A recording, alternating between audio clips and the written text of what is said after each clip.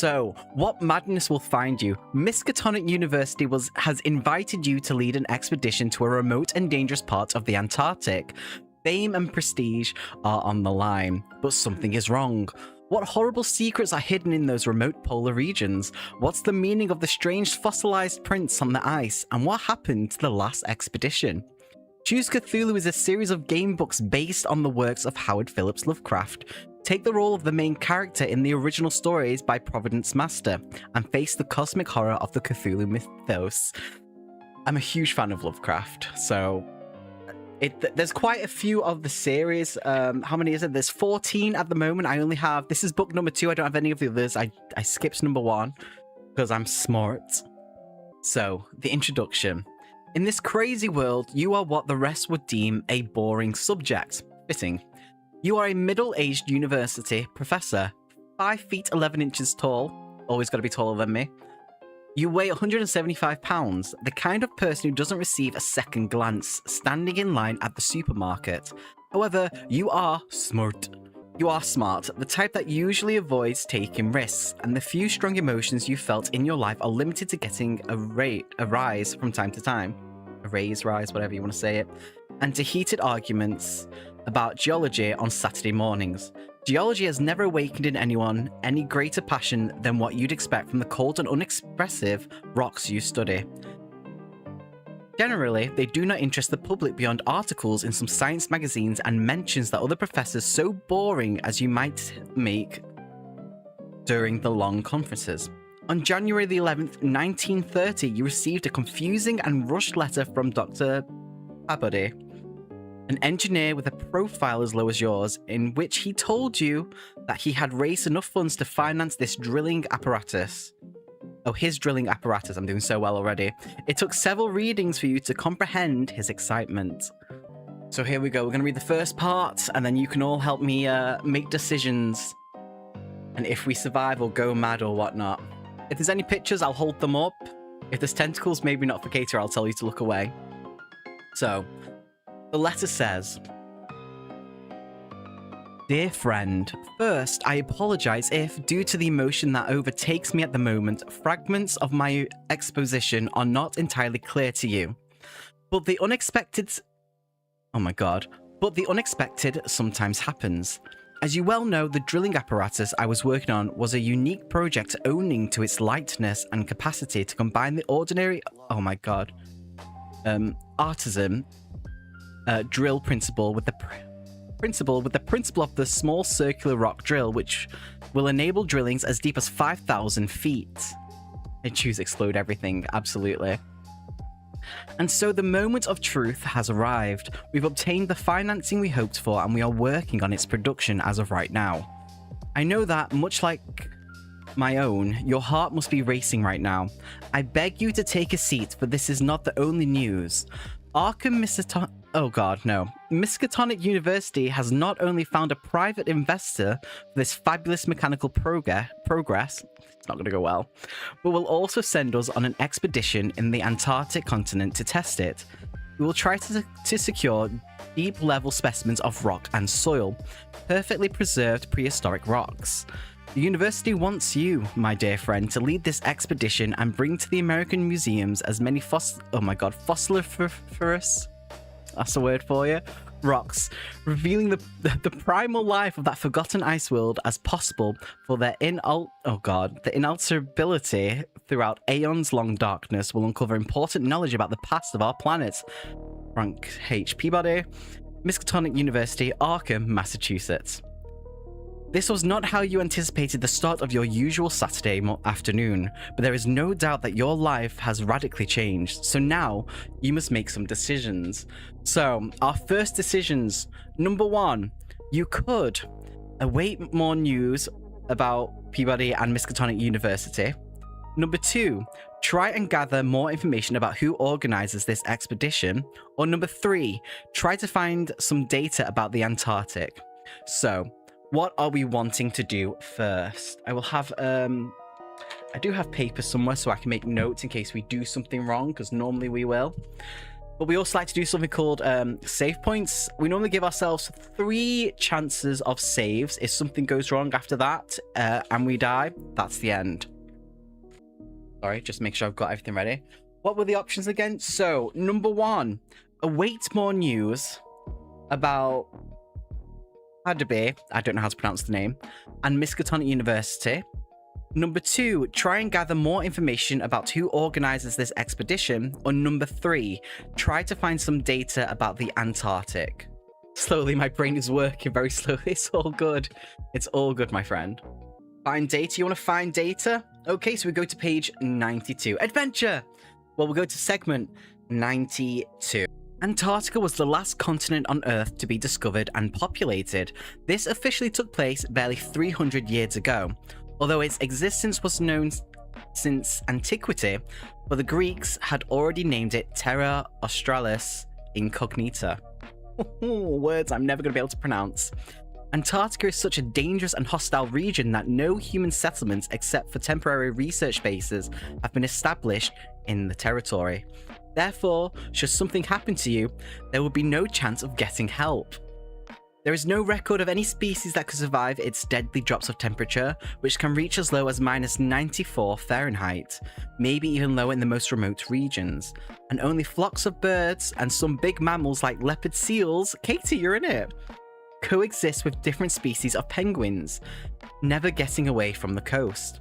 What interests you the most is what many Antarctic researchers repeat. If one has an established plan, it is more sensible to try and accomplish it to the extent possible. An abrupt change of plans may result in death in a place where there is no way of restocking. No one will look for you where you shouldn't be. Me! So we have some more choices. So number 1, you can resume your normal life. Number 2, or maybe you'd like to investigate a bit more about your mysterious benefactors. What are we thinking, beautiful people? So I'll say it again. We can either pick number 1, you can resume your normal life, or number 2, mysterious benefactors. Mysterious benefactors it is. Segment 46. No, you're all good, JJ. Thank you for coming. I really do appreciate it. We've only just started. We got a letter basically saying an expedition to the Antarctic is being funded by an unknown benefactor, and we're basically just choosing some choices, and one was to see if we can find anything about the benefactor. So, segment 46. You think it'd be best to learn about the expedition and the mysterious benefactor. One February morning, you are surprised with a juicy article from the Arkham Advertiser. The R looked like a Y, so it looked like it said something different. With the following information. Miskatonic expedition approved. Arkham, Massachusetts, February 3rd. Today it's been confirmed to our editorial department that the first geological expedition of Miskatonic University to the Antarctic will set out. This expedition will be altruistically funded by Nathaniel Derby Pickman Foundation. It aims at securing interesting geological samples from the lowest layers of the Antarctic ground, reaching regions never trodden by human foot. 4 professors make up the expedition team. Adabe, I can't pronounce his name. I'm going to call him Peabody, just so we all know. Lake of the biology department. Art Atwood of the physics department, also a meteorologist. And an expert on geology from Brown University. There are also 16 assistants, 7 graduate students from Miskatonic, and 9 skilled mechanics. The team is expected to leave for the Antarctic later this year, in September or October. Phillips HL. Continue on page 108. So let's do this then. 108. You have obtained much more information from the article than you had expected. Peabody had left out some of the details, and now, fully aware that the expedition is months ahead of you, you take it easy. When you return to the library to research the Nathaniel Derby Pickman Foundation, you find nothing. Even your friends from the registry and other university professors try to help you, to no avail. And so it goes until one day, many weeks later, you receive a mysterious parcel. The parcel contains 4 photographs, a dossier with press clippings, and some administrative documents inside a sepia-toned folder that is very, very tattered. Everything relates to a foundation by the name of Pickman Press, dedicated to the promotion and dissemination. Yep. Promotion and looking for of forgotten literary texts. I had to change the word there because I can't be fancy enough for that one. So we have some choices again. If you want to resume your lessons and forget about the document, turn to page 57. Or if on the other hand you think it is worth interrupting your routine for return home on page. So we can either resume looking into things in the lessons or go back and just kind of resume our normal routine until it's time to go. What are we thinking?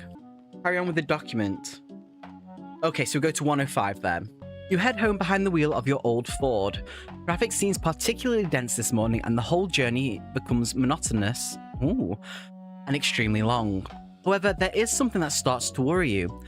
During your drive, you keep coming across people who, for no apparent reason, stare at your car in a suspicious manner. You could even swear that a sinister black car follows you at a safe distance.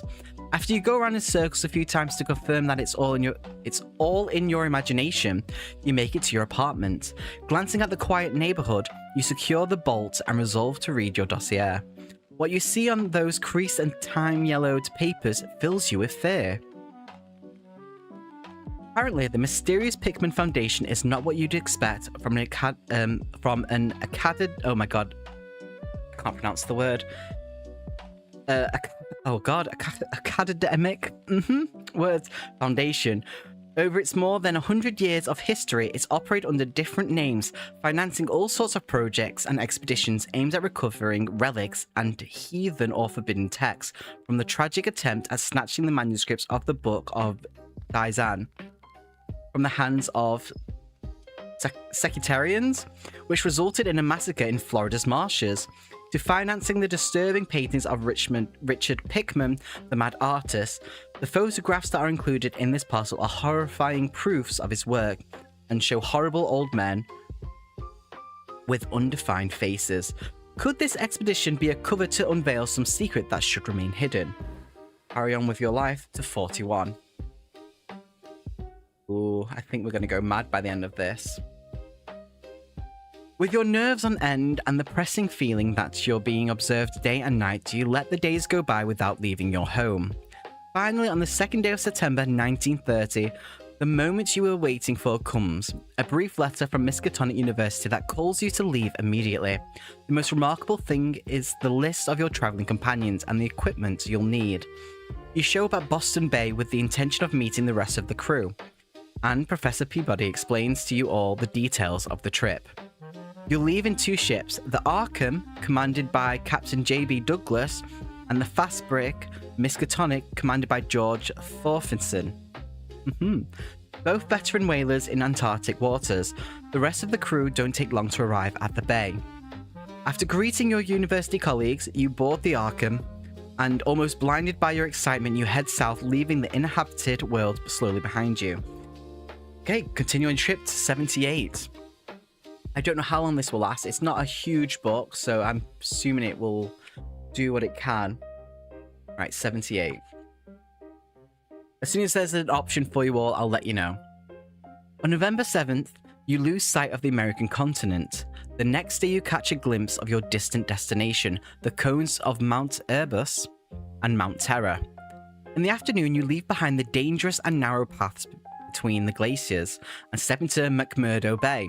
The 2 volcanoes observe you from their height of 10,000 feet, filling your hearts with a feeling evoked by their names, a dark and abyssal fear. Down the barren coast, thousands of grotesque, abnormally large penguins squawk and flap their flippers, while fat seals are visible on the water, either swimming or sprawling across large cakes of slowly drifting ice. The boats will remain anchored here, and their wireless outfits will be your link to civilization while you step into the mysterious frozen regions. Squawk. You don't even want to think about what would occur if something bad happened to them. You'd be doomed to a slow and lonely death. Sounds very positive. You unload all your drilling apparatus, dogs, sledges, tents, provisions, gasoline tanks, experimental ice melting outfits, cameras, airplane parts, and most importantly, 3 small portable wireless outfits beside those in the plains, capable of communicating with the Arkham from any part of the Antarctic continent. Okay, we're going to continue your Antarctic adventure on 61. Squid duck, absolutely. The penguins in this, when they're described, they're the... I don't know if they're the right penguins I'm thinking of. I know they happen later, because I've read the stories, one of my favourites. The penguins from many years ago, before this, terrifying, huge. So if they happen in this as well, the description is insane. You start to grow aware of the fact that the adventure has begun and of the dangers you are facing. Although you are wrapped up warmly, gusts of steam escape your mouths with each breath, and even your eyelashes are freezing. With everything on the line, it's time to make oh my god, I don't know why I try to read. With everything on the line, it's time to make really important decisions. As the chief academic, the choice of what to do next lies with you. The answer is quite clear. You have to travel southwards to the closest glacier and establish the first drilling post. You think that this is the ideal place to look for fossils. The question that is raised is whether you should set up an intermediate security camp in the frozen Plateaus, or travel directly, forcing the planes to fly to the base of the glacier itself. The weather is nice enough, warm even, to try and cross it. But on the other hand, an abrupt change of temperature could put an end to your trip before it has properly started. The biologist of the group, Professor Lake, approaches you and asks, well, what will we do now? The weather seems stable enough to try and advance as much as possible, but in the Antarctic, this can change in a matter of minutes. So we have some choices. If you decide not to rely on the weather and establish an intermediate camp, go to page 36. If, on the other hand, you think nothing bad will come from forcing a flight of more than 400 miles southwards, take off on page 72.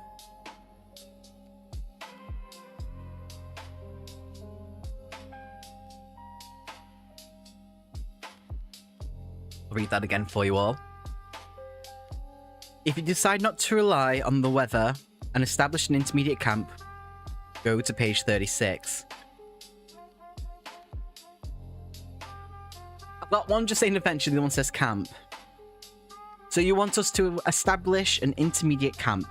Go to page 36. Okay then. 36. I think a camp is a good idea, honestly.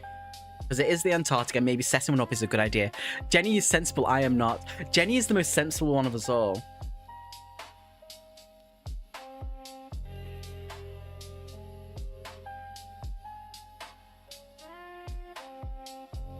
Was it 36 we had to go to? I can't remember.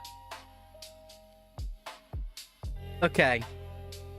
Are you ready for this? We're going to set up an intermediate camp, right? You're going to love this, Jenny. Your decision was not a good decision. Nope. Just saw a picture. It wasn't a good decision.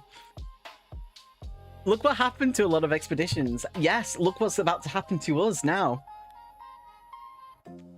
Commodities are scarce in such a dangerous region. Precautions must be taken. Using half the fuel reserve, you fly 20 miles into deserted territory with the intention of landing somewhere on an icy clearing. In a couple of hours, 3 of the 4 planes have landed. Professor Lake's deviates somewhat from its course due to magnetic interference. You start to worry when the night falls without news from the professor, and the temperature plummets to lower than -20 Fahrenheit. The strong winds and the odd magnetic anomaly detected by the professor before getting lost interfere with your wireless. Every hour narrows the chances of finding them alive. So you send 2 groups of 6 sledges to the last known coordinates of the plane, for risking a takeoff now would lead to their certain death. What happens in the following days defies all reason. It's less than a day-long trip to McMurdo Bay, and you have barely made it to the frontier of the frozen continent. Yet you find yourselves wholly isolated and disorientated.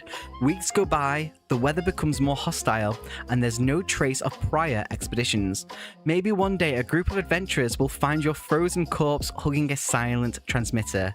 The end. Thanks, JJ.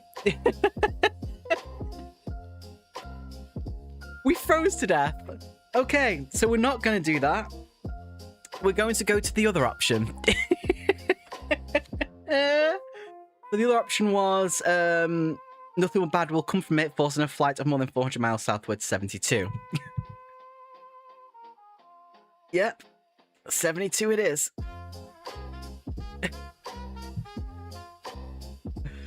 So, in nearly under half an hour, we've had our first death. Why not so sensible ideas sound pretty good right now? I know, right? That's exactly. People are rarely found, so it's basically like you're gonna be lost there. So, our other choice we could take is, if on the other hand you think nothing bad will come from forcing a flight of more than 400 miles southwards, take off on page 72. So we're going to 72. Despite the almost unanimous reports regarding the terrible winds and blizzards that blew over the plateau, you resolved to do without midway bases, risking the loss of your apparatus but saving time considerably so as to take advantage of the Antarctic summer. On November 21, during the 4-hour non-stop flight just below you at frozen ground level, a completely inexplicable and brutal fog storm breaks out.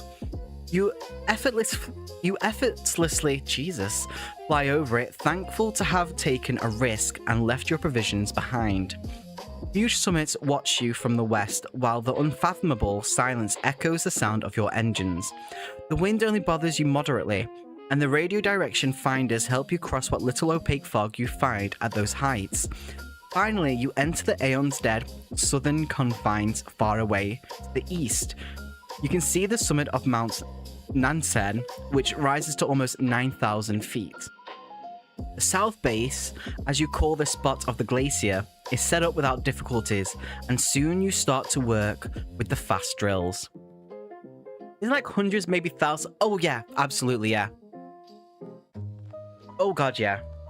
And obviously the bodies, you actually walk past them, people just leave them there because there's no way they can bring them back. So you actually, if you go up there, you do walk past them and you see them, which is insane. So continue with your investigation on page 107. We're doing well, guys. We've died once. Doing so good. Oh, this is a long thing to read. It is very sad, but you know, expeditions and curiosity is a good thing, but also a dangerous thing, which is something that Lovecraft in his stories is about, you know? So, you spend the first weeks looking for the best drilling spots, while Peabody and two of the graduates, Gedney and Carroll, ascend the summit of Mount Nansen in search of fossils. The experimental drillings reveal the existence of solid ground just 12 feet down through ice, and Peabody's drilling apparatus reached places where no previous explorer had ever thought of securing mineral specimens. The rocks obtained are so rare and different from what was known to date about the Antarctic that it makes you think that you're standing on a plateau that constituted another independent and smaller continent. Something totally impossible. But without a doubt, the greatest surprise comes the day you find a curious triangular striated marking about a foot in diameter, which Lake, the biologist of the expedition, pieced together from 3 fragments of slate brought up from a deep blasted aperture in a cavern. I think we should examine the fossil more thoroughly, Professor Lake says excitedly. This might be the most important discovery in the history of humanity. The rock is undoubtedly ancient, possibly more than 60 million years old, but it's still just a fossil. And you say as much to the biologist. I don't think you understand. If I'm not mistaken, these striated markings have organic origin. Organic, you ask, incredulous. You mean tubular fossils? Like seaweed? I'm afraid they are something even more incomprehensible. We need to change the original course of our expedition and head west over the mountains to find new samples. Take it. Probably cursed, but take it. A lot of things are cursed in this, just like in the Mummy movies. We already died once. What's a curse gonna do? That's true, we already froze to death. So our options to choose from. If you wish to accede to Professor Lake's desires, you can send an expedition to the Queen Alexandra Range on page 55. If, on the other hand, you decide to stick to the original plan and overfly the South Pole, go to 104 with your whole team. What are we thinking? I'll read that again for you all. If you wish to accede to Professor Lake's desires, you can send an expedition to the Queen Alexandra Range on page 55. Hey Nord, how are you doing? How's life? How's things? How is your day going, my love? Has it been going good? I just blow my nose. Can you repeat that? I will absolutely repeat the choices for you to pick. If you wish to accede to Professor Lake's desires, you can send an expedition to the Queen Alexandra Range on page 55. If, on the other hand, you decide to stick to the original plan and overfly the South Pole, go to 104 with your whole team.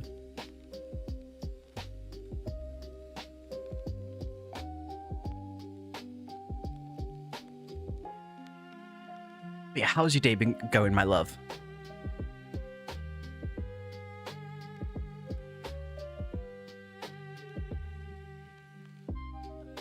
I just realized I should have brought water for my throat. This is a lot of talking. It's been a long day, but now it's done, so now I can relax. I'm good that you're... I'm assuming you're home now and that you can relax, good friend.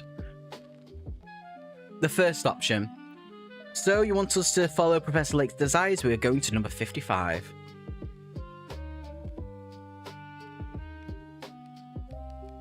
Just as you suspected, Lake is completely obsessed with the finding that it soon becomes clear that contradicting him will have no results. With no time to spare, as soon as he receives your authorization, he breaks into a run towards the radio to inform McMurdo Station of your alleged finding. What he replies worries you to a great extent. According to him, it's the fossilized print of some bulky, unknown, and radically unclassifiable organism of considerably advanced evolution for the sort of rock where it was found. That was a mouthful for me, just so you all know. I'm going to read that again, just so you can all be impressed with that. It's a fossilized print of some bulky, unknown, and radically unclassifiable organism of considerably advanced evolution for the sort of rock where it was found. That's something you can verify. Or it is a Cambrian or pre-Cambrian rock, and according to history, nothing superior to a trilobite, well, however you want to pronounce it, would have existed so far back in time. So they're like microscopic, by the way. Could have existed so far back in time. Lake suggests taking the dogs along with Dr. Peabody to operate the drill, and a pilot and 4 students to assist in the search in one of the planes. You and the rest of your team... Hello, Peanut. Yeah. Oh my god, Peanut's gonna come over now. You and the rest of your team will stick to the original plan without a doubt. This is a short crew, but with the camp still unfinished, it's all you can afford. Trust the prof. That way, if we die, it's his fault. I completely agree. Completely agree with that. It's not our fault. It's the professor's fault. So, the 2 expeditions split on page 42. Ah, boy, it's exactly... You know, JJ. Here we go. Just as you feared, Lake's haste turns out to be reckless. Although you all head south, Lake's plane soon opts for a route that'll bring him closer to the West Mountain Range. The reports are frequent, and he warns you of a strong wind and the menacing fog banks that rise from the distant mountains and move towards you. The students look worried, for the dogs have started to behave in a strange manner, and the aircraft are not answering in a reliable way. You press Lake to turn around, but that only enrages him. As for you, the trip turns out to be quite comfortable, owing in part to Lake's warnings, which you decide to heed in order to avoid accidents and have a safe flight. I love the Tremors movies. They're such good movies. Have you seen them all? It's quite a lot. The first one is brilliant. It's all good, Katie. It's all good. Okay, continue your flight on page 36. No. No. We die. No, we don't. Well, no, wait. 36 it was, wasn't it?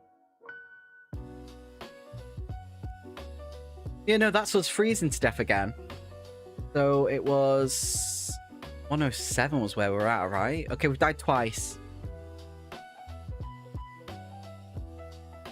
Oh my god, we just can't do anything right, can we? We've died twice. Okay, so we have to go back. So what we are going to do is we're going to decide to stick to the original plan and overfly the South Pole, go to 104. Yeah, we died. We froze to death. The first two are the ones I watched the most, and I haven't gone past. There's a fourth one? I thought there was only 3. We did. We could either follow Professor Lake's desires, or we could stick to the original plan. So we're going to follow that. So we're going to go to 104.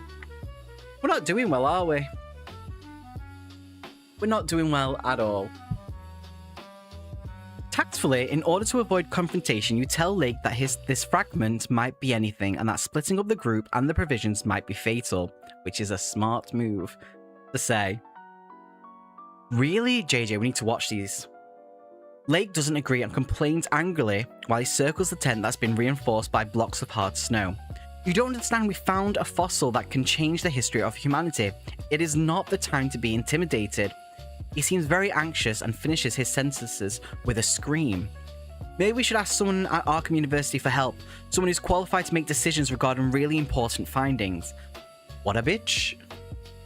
You are somewhat taken back by the biologist's words, but you decide to stick to your original plan. You order that the camp be taken down early the next morning. You leave... Hello, Peanut. Maybe we both don't want to spoil it too much. You'll leave in search of the South Pole opposite Lake's requested direction. We'll go to number 3. How many times have we died? Twice now? Hello. How you doing? Yeah.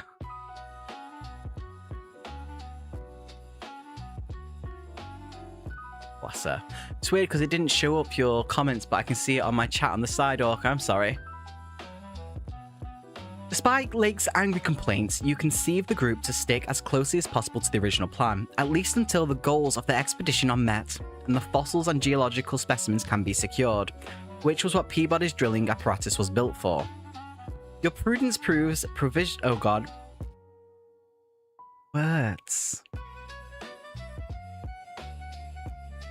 Yeah, and after a bumpy journey, the 4 apparatus lands safely on the icy belt that subdivides the continent. The new camp meets your expectations perfectly well, except for the constant complaints from Lake, who assures you that you are missing out on something great, and insists on the base camp to let him split up the expedition. Finally, on January 11th, with the express approval of Miskatonic University, Lake is allowed to explore the West Mountain Range while you continue drilling as closely as possible to the South Pole. Taking the lead in this new expedition, Professor Lake decides to take the planes and a team of 11 men with him. Only Professor Peabody and 5 other students remain with you in camp. In theory, it should be enough to continue the investigation until March, when your return, as well as the start of summer, is expected. Hey Seth, how you doing, my love? How's life? How's things? We've died twice so far. Twice. By freezing to death. It's going well. May your invasion go well and lead to victory, Nord. Absolutely, Nord. No, it's all good, my love. You go and enjoy. Have an amazing time, okay? Enjoy the game. I really appreciate it, my love.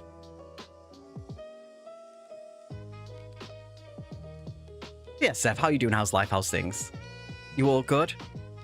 So we're going to continue our investigation on page 20. As soon as we get a choice, I will let you all decide. Hopefully we don't die again, because we've already died twice. It's all good, Nord. Enjoy your game, okay? Cheers, my friend.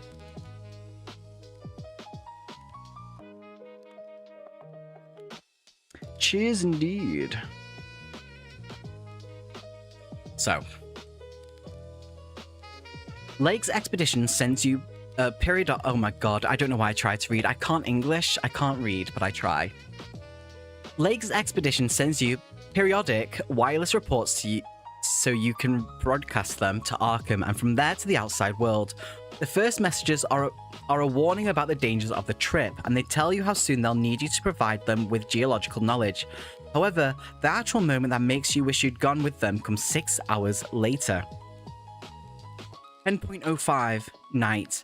After a terrible snowstorm, we've seen a mountain range. May equal Himalayas. Higher than any... Oh my god. Hitherto... Oh god. Hitherto? That's how I'm going to pronounce it. Dean. Extends from left to right as far as the eye can see. Oh my god. Smoky cones and black peaks. Strong wind hinders approach. I'm flying over the mountain range with Carol. And I don't dare cross the highest peak in this weather. The summits are gigantic and really strange, seemingly made out of Precambrian slate. Odd formations of impressive geometrical words. Yeah, English major. Forms on the slopes. Probably they are carved stones, but that's impossible. We have been able to see an abundance of surprisingly regular caverns. Half an hour later, they inform you of their return to camp to rest. Periodic communications were set for every 12 hours unless something extraordinary should happen. So basically, what they're basically saying is, while he's flying around, there's these strange mountains that are unusually shaped, but seem to be carved, but also natural at the same time. That's what it's basically describing. Just so we all know. I don't count the second one as it was the same death. That's true. That's true. So I've annoyed tonight with everyone's really mad at me. Oh, really? How come? Spill the beans. Spill the beans. Tell us. Or send us a private message. Either one. I'm a nosy bitch. It's weird for you to annoy someone. Buffy died twice and it worked out in the end for her. You have a point. You do have a point. We need to watch once more with feeling at some point. Just so we all know. So, without delay, you also go to sleep. Go to 23. And we have a choice at the end of this, so we do have a choice. In the morning and in the following days, the reports come one after the other, and you are sure that you erred by staying in the camp. Attention! Many striated tracks, like the ones found in the archaic slate, show that it originated more than 6,000 million years ago. Highlight the importance of this discovery in the press. This is to biology what Einstein was to physics. It seems to point that, as I suspected, the Earth has witnessed one or many cycles of organic life prior to the one we know. It evolved when It evolved when the planet was young and uninhabitable, any protoplasmic structure or form of life. This leads to the question of when, where, and how that development occurred. Absolutely, Seth, absolutely. Just now later, you receive the following statement. Found an odd piece of rock. It looks like a 5-pointed starfish with broken edges. It doesn't seem natural. There are small dotted groups of inscriptions. When we have lights, Mills and I will enter the underground world. With this last transmission, madness breaks loose. Both Peabody and Miskatonic University request more and more details, begging you to meet with Lake as soon as possible to double-check the results of the thing's age. However, you are not certain leaving the base hastily would be wise, and we have a choice. We do have a choice. Let me just make sure I mark this one in case we die. So, if you want to leave immediately, turn to page 52.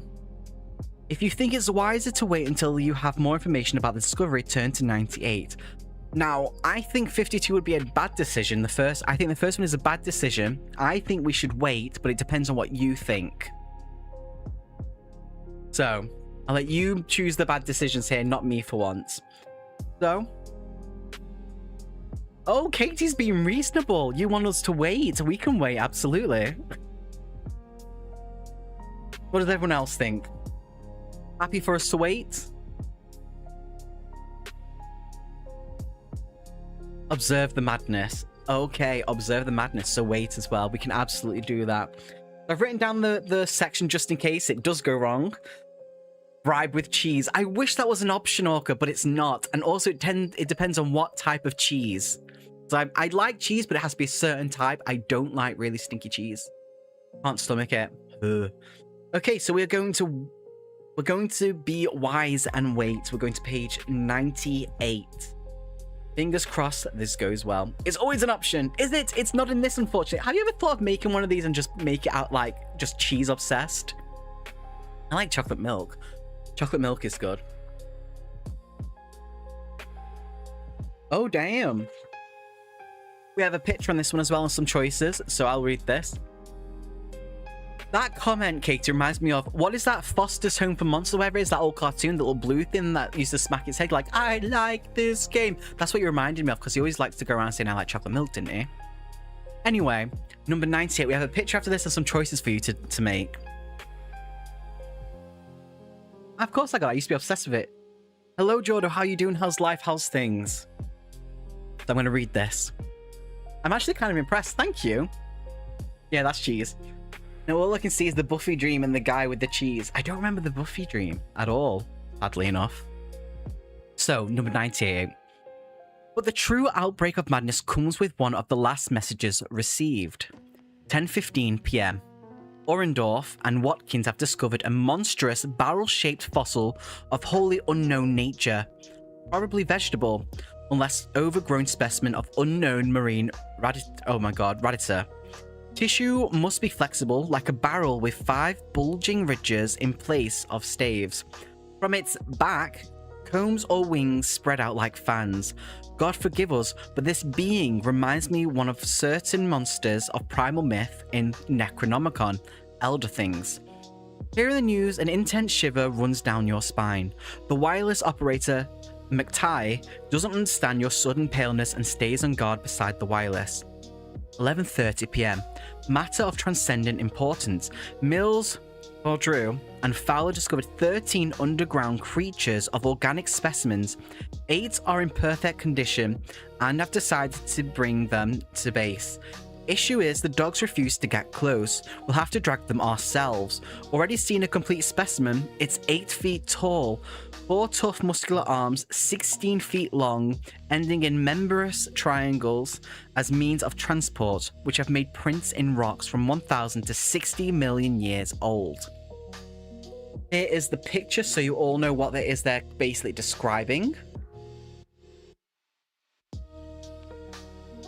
And then I'll read what the choices are, and then I will have a catch-up of chat. If you believe the report is important enough to make you leave already, go to 52. I think that's a bad decision. If you decide to wait a bit longer before leaving to gather more information, turn to 29. But I will let you all make the decision for us. Okay, let me have a chat. I'm good, but how are you? I'm good, thank you. I'm good. Bye, lady. Lady, bye. Bye-bye, lady. What? Oh, yes. Sorry, yeah, the cartoon still. The dream is where they are dealing with the first Slayer. I remember the cheese, though. Big monster bulge, you're not going to lie. That's all I heard. That's fair, me too, Jordo. Yeah, the imagination was definitely right with that one. Yep. Wait, I like Ethereal. Absolutely, absolutely. So we're going to wait. Are we all agreeing to wait? I think we should wait, but obviously it depends on how many say. Here's my horse. Yes. Oh my god. So are we all waiting? Yeah, wait. Perfect. So, turn to 29.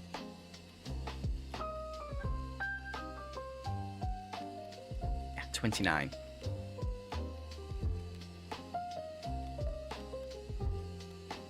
Here we go. Despite Peabody's constant complaints, you decide to stick around camp in the South Pole for a bit longer. If you learned anything from your stay in the Antarctic, it's the necessity of following your original plans. And that's worked well for you so far. After bearing some rather insulting remarks from parts of your team who consider you a coward, new reports come. Important! We managed to bring 6 whole specimens in good condition to camp. Tonight we will start dissecting them. New base established on the sides of the mysterious mountain range. Strong winds almost made us crash. Don't get near the summits. I repeat, don't get near the summits. When it's almost 4 in the morning and all your team is resting, the radio operator receives a last mysterious message. The creatures react to sunlight in an unexpected manner. We have had to conceal them with a tarpaulin covered in snow so they don't decompose. A peculiar blizzard is coming from the mountain. We cut off communication until tomorrow. Worried about the last telegraph news, you go to bed. You can't do anything until your team has rested. Wake up tomorrow on 81.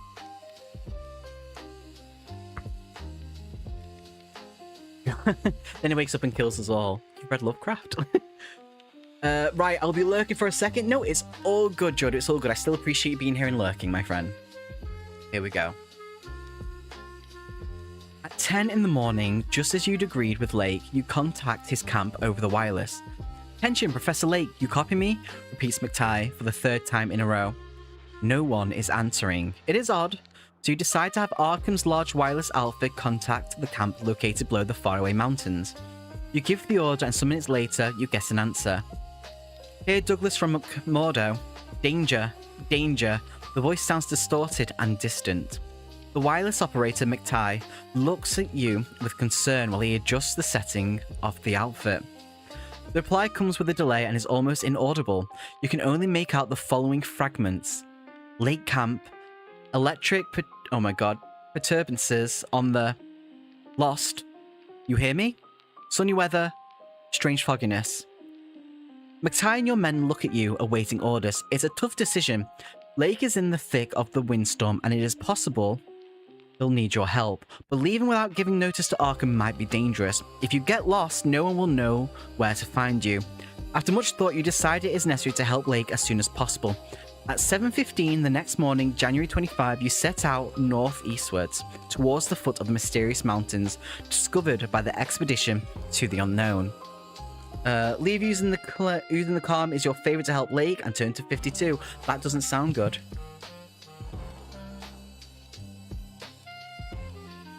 Oh, is it 52?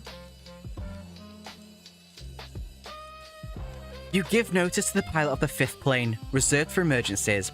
You come back to pick you up from McMurdo with reinforcements, and you start loading the equipment. Lake's support team consisted of you and 9 other men, 7 dogs and a sledge. You carry weapons, provisions, fuel, and replacement parts for emergencies. Peabody will be able to operate his drilling apparatus, and you can put an end to the mystery of Lake's impossible findings. The plane glides to page 85. I feel like we've made something wrong here. Just going to say this now. We're probably going to die. Oh no, we have choices. We have choices. We're all good. The snow aggressively hits the windows. Sherman, the pilot, can only see a few inches ahead of the nose of the large airplane, which is shaken by the wind. You are all frightened. Just as it seems you are lost, something appears in the fog. These are the impressive jet black summits of the unknown mountains that rise above the clouds as if oblivious to the strength of the storm. They are still far away, but they seem to dominate the fog as if they could repel it. Suddenly, the shape of these mountains catches your eye. As a geologist, you've never seen anything like it. Stories from forbidden books and their descriptions of old and abhorrent places come to mind, like the Plateau of Leng mentioned in the, Pnatic manuscripts, and the infamous Necronomicon. Sherman asks you what to do next. So we've got a choice. So you can try landing and search the camp on foot, or we can approach the mountains and fly over the summits on page 64. What are we thinking, you beautiful people?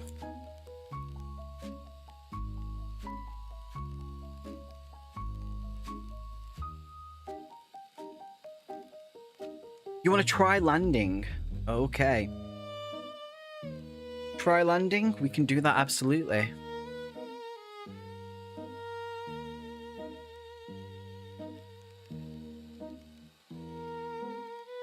Both are dangerous. Both are very dangerous, but I've saved the page so we know where we are if we don't do good.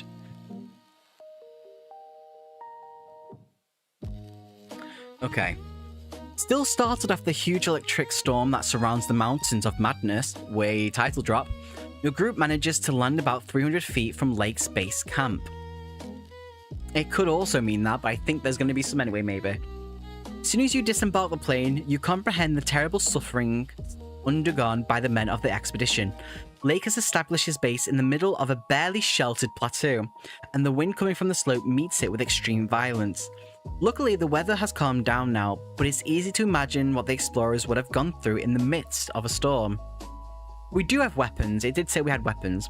The dogs won't leave the plane, as if something terrifies them. So before unloading the equipment and taking control of the facilities, you resolve to conduct a thorough investigation about what's happened in Lake's camp. What you see fills you with horror.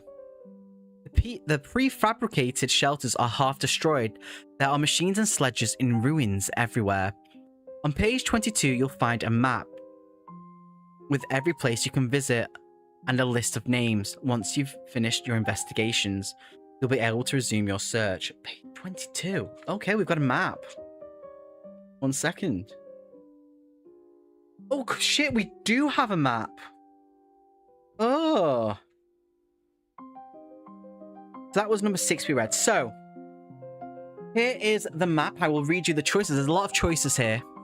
So here is the map.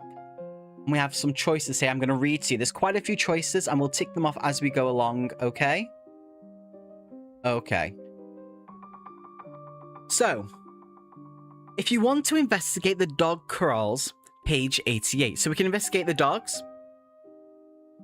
That's number 1. Number 2, if you want to investigate the camp, page 94. Option number 3, you can put number 1, 2, or 3, depending on what it is. So number 1, if you want to investigate the dog crawls. Number 2, if you want to investigate the camp. Number 3, if you're interested in the common grave. Number 4, if you want to visit the hangar.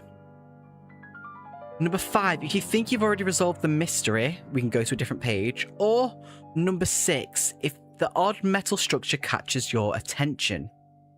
That's quite a lot to decide there. And I'll read that again. Number 1, if you want to investigate the dog crawls. Number 2, if you want to investigate the camp. Number 3, if you're interested in the common grave, which I kind of am. Number 4, if you want to visit the hangar. Number 5, if you think you've already resolved the mystery. Or number 6, if the odd metal structure catches your attention. 6. Katie, don't say that. You know I can't pronounce that word. 2 or 6. We've got 1 for 2 and 1 for 6. Okay, so you're thinking of the strange structure. You don't want to have a look at the actual camp. You want to go to the strange structure. Okay, I've saved the pages of the map and what we were on before in case we need to do it. So, if we do die, we know what to do. So, the strange metal structure, go to 106.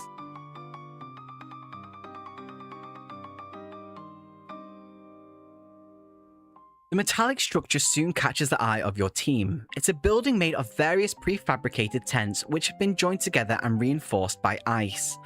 As you get closer, you see how a wall of ice blocks that had once been raised is now blood-stained and in ruins.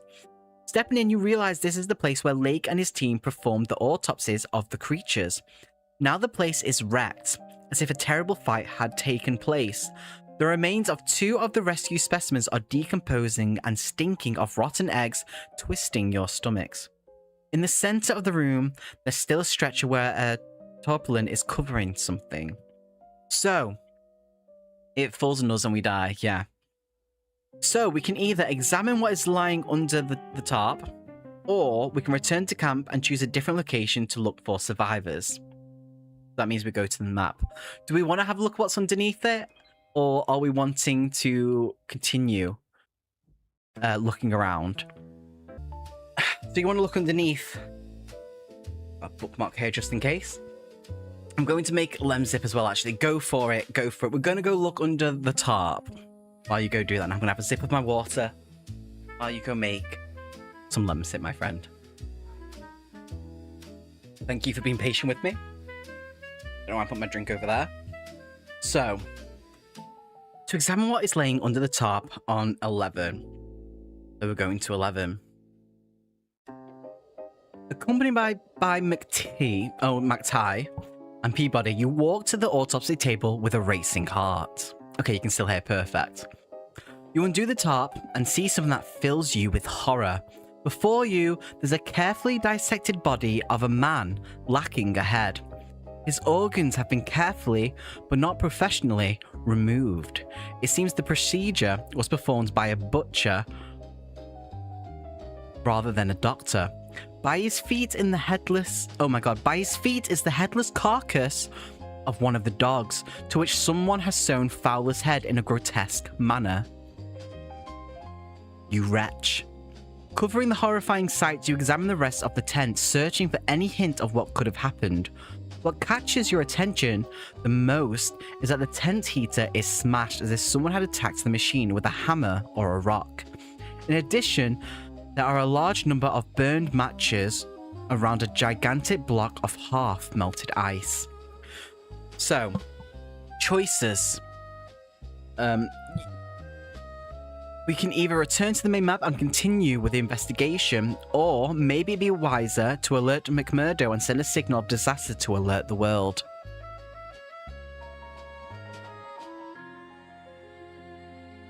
So that scene in the book at the Mountains of Madness is when you read it, it's actually really terrifying compared to what it is in this. Because of how everything is described in it. I absolutely love this book to bits. You think we should alert? We can absolutely alert.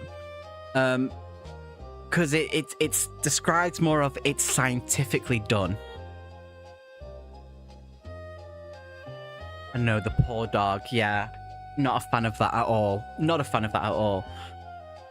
Okay, we've got 1 for alert, 1 to keep going. I want ice monsters. We'll roll the dice, okay? 1 to 3, we keep going. 4 to 6, we alert, okay? We got a 4, we alert. So we go to 80. I am going to save this just in case it is the end there, because I don't know. So if we want to go back and continue, we can. So 80. If you have a feather... Feather? I have a feather? I have a feather? I have a feather?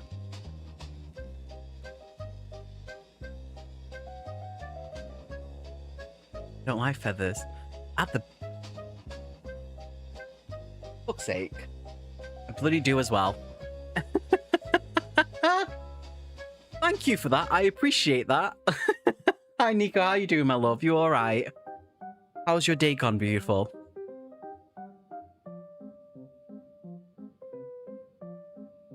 One second while I get this. I don't like feathers. I'm trying not to touch it. I have a fear of feathers because when I was a kid, my sister used to chase me with them and it used to send me into like pure panic. So I have this weird fear of feathers. Don't like them. Feathered pillows? No. What if it pokes your eye out? Getting a headache? No, it's all good. I appreciate that you've come in and that you've said hi, and I'm so sorry you're getting a headache. Please look after yourself, hon, but I really appreciate that you've popped in to say hi. Thank you so much, you little angel. I'm just gonna have to deal with it. Thank you. Right, we were going to alert, weren't we? Which was 80. Thank you, Nico. That's supposed to be a sign that your guardian angel or past loved one is watching over you. Well, I'd rather they don't. I have enough poo-poo going on.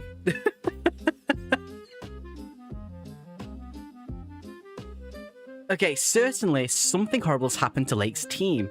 Something too terrible to have a reasonable explanation. You gather your men. You're sure there can be no survivors. It is time to speak to McMurdo Sound so they can evacuate you as soon as possible. Many years go by, you can forget the horrors lived in the Antarctic lands, but at least you returned alive. Who knows what terrible experiences were suffered by those who were left their fate on the slopes of the Mountains of Madness. Maybe with time you'll recover enough to start a new expedition, but for now, this is the end, question mark. So that actually ends it, so we actually survived that, so that's good. But I kind of want to continue, so we're going to go back and see what else happens. Yeah, so we're going to go back. So it was number 11, wasn't it? We're going to return to the map. We're going to 22.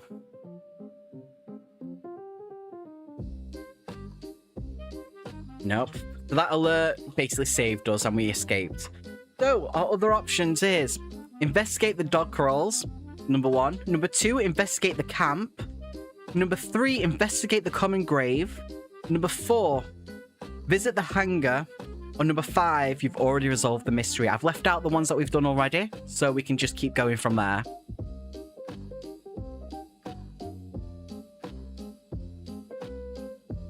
What are we thinking? What are we thinking, you beautiful people?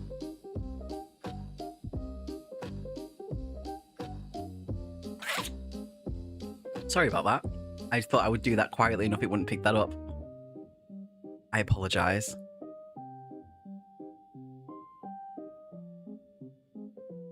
Doggy justice. Doggy justice. What happens if we choose the other option when we found the dog? What was the other option? I need to see what the other option was. 1 second.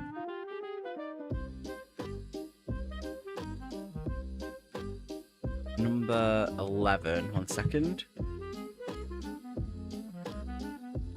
The other one is just to go back to the map and investigate. So we're still here. So, number 1, investigate the dog corrals. Number 2, investigate the camp. Number 3, you're interested in the common grave. Number 4, you want to visit the hangar. Or number 5, you've already resolved the mystery. I know what the mystery is, but obviously some of you don't know the story, so I don't think we should do number 5. So we'll just go between number 1 and 4. Investigate the camp. 94. Do this. Ooh. There's quite a few choices here on this one. Lake's main camp is in sound condition, apparently. As soon as you near it, you cry Lake's name as well as his pilots, but no one comes out to welcome you. There are 4 tents in camp, forming a semicircle along with a smaller one in the middle and another far from the rest. One of the 4 big ones, reinforced by heavy walls of ice. 2 are the enormous tents, where the men sleep during their rest hours. A third one is where the findings of the expedition and the heavy machinery are kept, and the last one serves as a dining hall and leisure area. The 5th one, which is much smaller and more sheltered, houses the wireless and vital equipment, while the most remote tent serves as a makeshift latrine. Relieving yourself in the cold could be deadly. So, we have some options here. Number 1, examine the camp beds. Option 2, examine the tent with the wireless outfits. Number 3, examine the leisure area.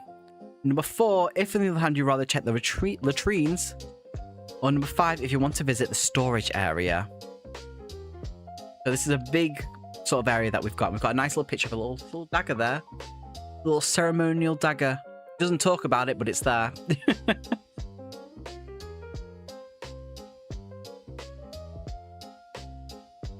The music is very happy, isn't it? Just blinded myself.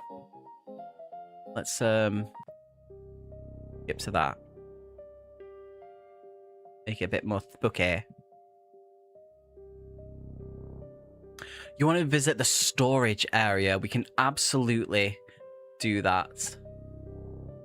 So, the storage area 26. Put this here so we can come back to this if we want to investigate the other area. So, if you want to visit the storage area, go to 26.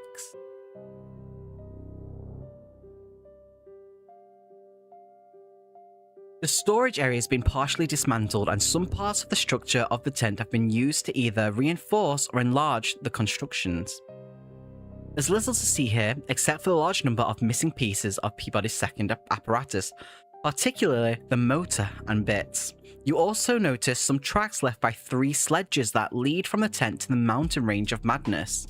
However, you don't see the dog tracks, which unsettles you. So we can either continue our investigation and go back to 94, where we can choose other places of the camp to investigate, or we can return to the map area and keep looking around that area. But the main thing is there's no signs of the dogs. We know there is one that we did find that was mutilated. That's the word I want to use. Mutilated. Continue to the camp. Okay, so go to 94 again. So we can either go to the camp beds, option 1. Option 2, the tent with the wireless outfits. Option 3, the leisure area. Or option 4, the latrines.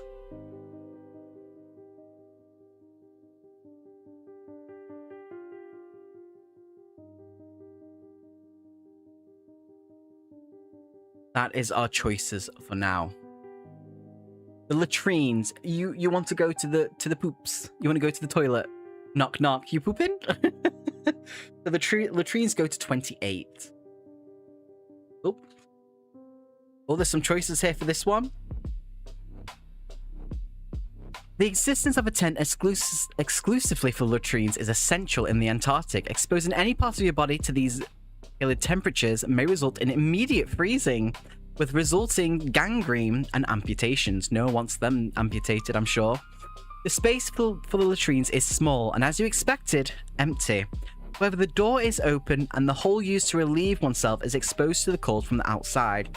There's something that catches your attention, a trail of salt that seems to trace a circle around the putrid hole. Poo-poo it is. Poo-poo it is indeed. I don't know. Let's have a look. If you think it'd be better to retrace your steps and continue exploring the base camp, turn to 94 is option 1.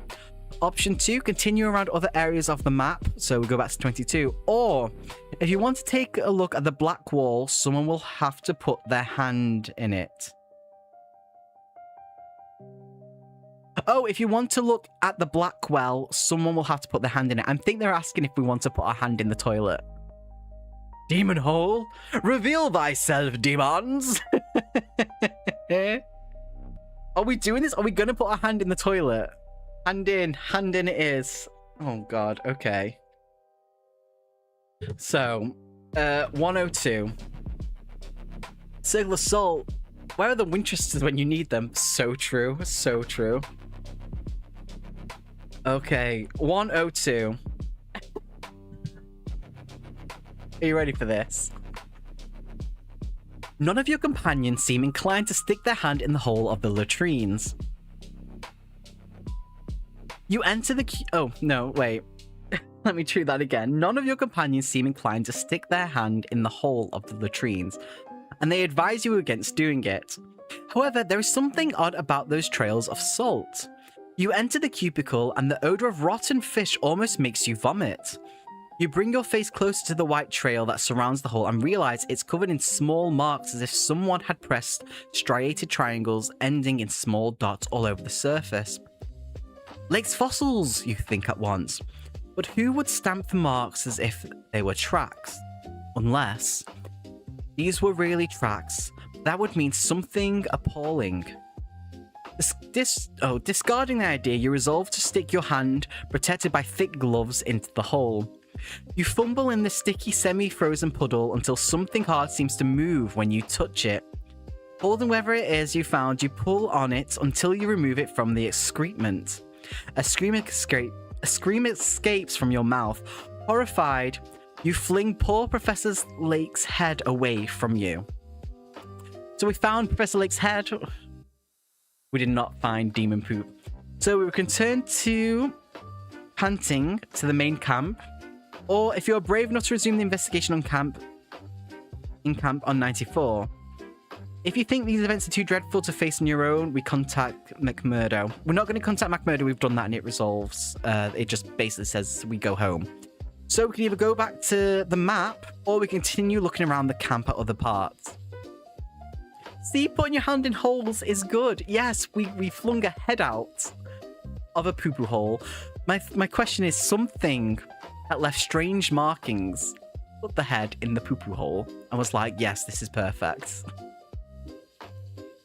Go back to the camp, gotta find everything. Go back to the camp, gotta find everything.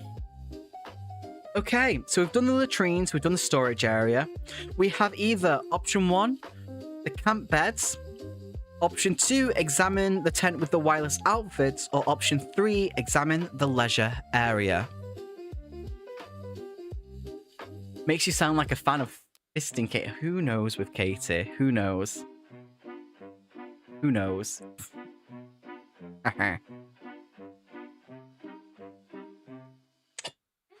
Try to move it away from the mic, but I'll just have to mute myself next time.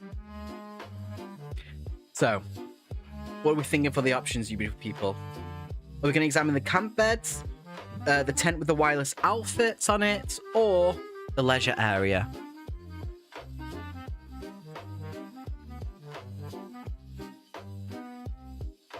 Dice away, we don't need the dice for this. Master Chief, leisure area. If only Master Chief. Okay, so the leisure area is page 17. Let's hope we do well.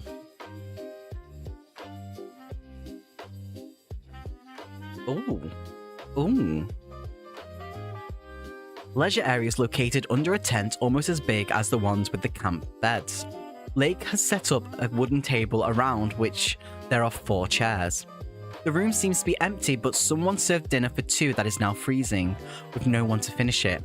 The tent heater has gone missing, and there are drag marks from the place where it once was to the machinery area. There's a piece of paper nailed to a wall. It's a list of the assigned tasks. January 20/27. Atwood, wireless reports 10, 16, 22, 30. D. Daniels and Brennan, dog corrals every other day. Fowler, outpost. Bordeaux, Gegney and Lake, study of samples. Carroll and Watkins, equipment and custody. That doesn't seem to clear up much for you, and you resume your investigation. Let's go back to 94. So we can either go to the wireless outfits or examine the camp beds.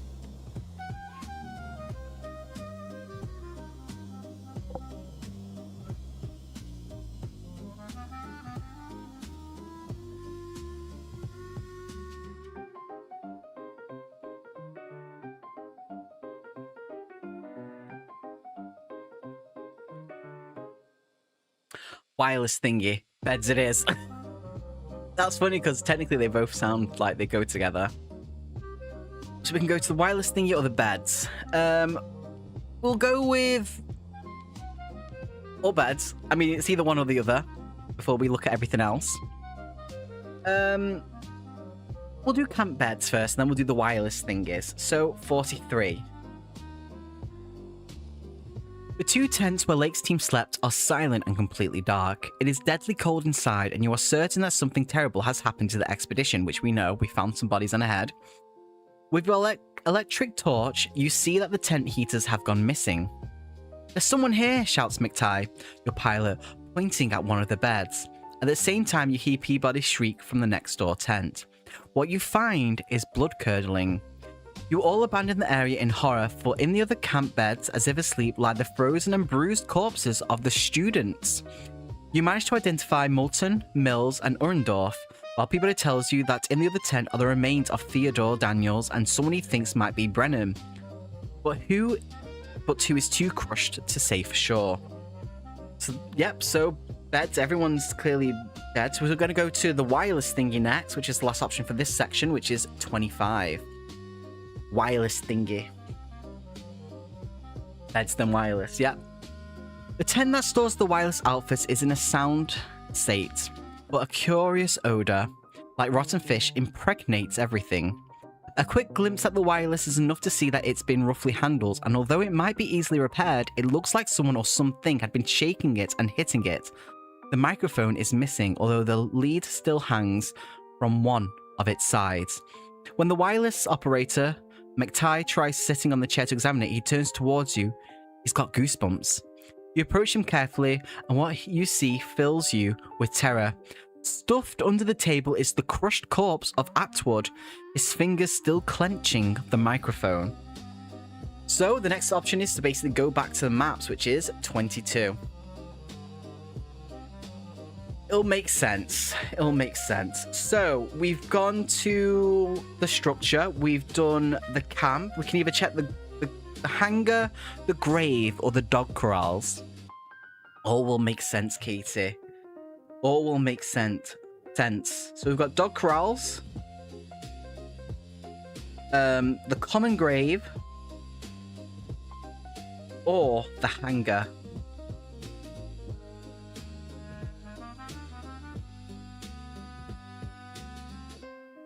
One says grave, one says hangar. We can roll a dice for that. 1 to 3 is grave. 4 to 6 is hangar. We got a 4, which is hangar. So the hangar, let's see, turn to 32. Dice time. I love a good dice time. I just normally roll badly, and it seems to be going well so far. The hangar it was 32.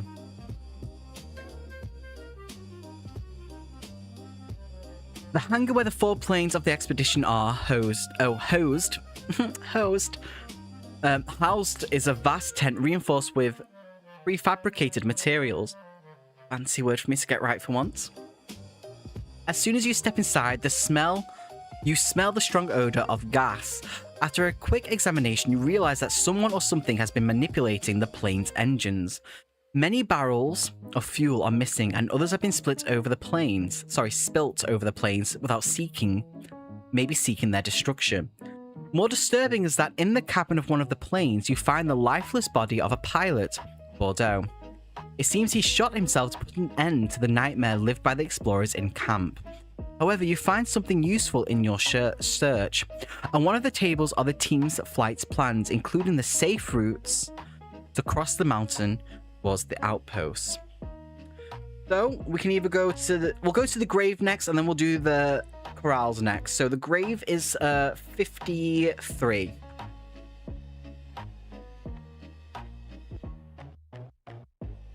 Oh my god, I can't turn the page because I'm failing. This is where Lake and his men hid the bodies of the creatures recovered from the ice. A total of 6 specimens in perfectly sound condition that they managed to drag through without the aid of the dogs, and 2 others that were too damaged. Those would be used for the preliminary... God. Another word to add to the list of things I can't say. Preliminary. I English very well. Preliminary autopsies. Seemingly, Lake had commanded that the creatures be buried in ice as far as possible from the dog corrals and covered with a heavy, waterproof tarp. Aided by 2 men from your team, you undo the tarp, which is partially buried under the snow and ice. There are 5 pits before your feet, forming a pentagram or a star. But English is hard. But they are empty. Someone has poured fuel over the corpses and reduced their bodies to ashes. Clearly, these events and the isolation itself has disturbed Lake's group. Otherwise, there is no explanation for this odd imagery. Looking for the 6th pit, McTighe finds something that fills you with horror. In a shallow tomb lie the naked frozen bodies of Watkins and Carol. Both men were burned alive. But through the transparent ice, you can clearly see how they attempted to scratch their way to the surface before passing away. Fun times. Let's go back to 22. So the last one is the dog corrals, number 88.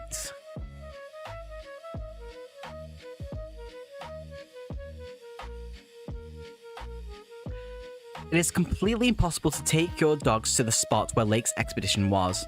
When you arrive at the dog corrals, you will know why.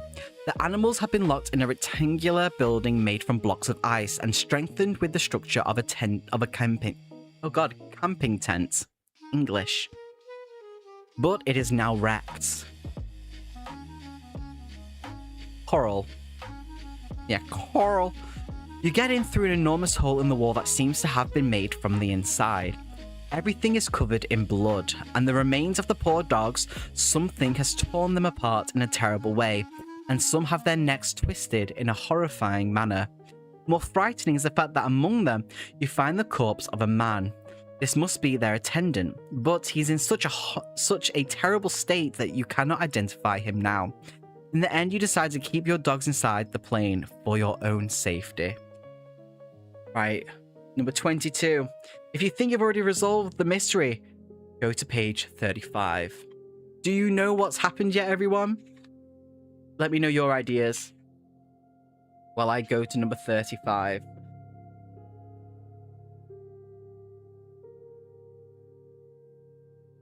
This one is very short, but it has a lot of options.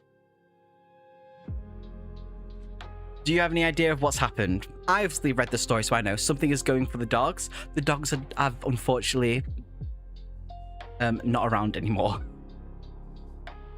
Everyone from the camp, the students, the professors, the pilots, the dog keeper, and the dogs, they're all gone. Something has happened. Some have been decapitated, mutilated, opened up as if they are a specimen of some sort, like a scientist would do, or just killed terribly. Yeah, I don't care about the humans. I mean, understandable. We care about the pets. Never go after pets, for sure. Are you ready for the next bit? Because I think we may be nearing the end very soon. Ice Guy got up and killed everyone, or the prof went nuts. Well, the professor's dead. Professor Lake. We found his head in the poop hole, didn't we? In the latrine. Or it could be someone else. I don't know if there was another professor at all. But we'll read this and we'll go. But something's definitely gone wrong here. For sure. Did it drop the relic thing and now it's looking for it? Maybe. That could be it. Maybe, Katie. Might be fake. Yeah, we've got a shunned person who wanted something legit, and it was fake, and they came to the expedition and was like, it's a fake. Give me my money back. Here we go, number 5, and then we've got some options for you to pick from. After some reconsideration of the proofs obtained during your investigation, there is no doubt that something terrifying and probably otherworldly occurred during the storm. Let's put your oh my god, why am I trying to read? Here we go. I was like, this is why I was asking. Okay, there's no doubt that something terrifying and probably otherworldly occurred during the storm. Let's put your deducing skills to the test.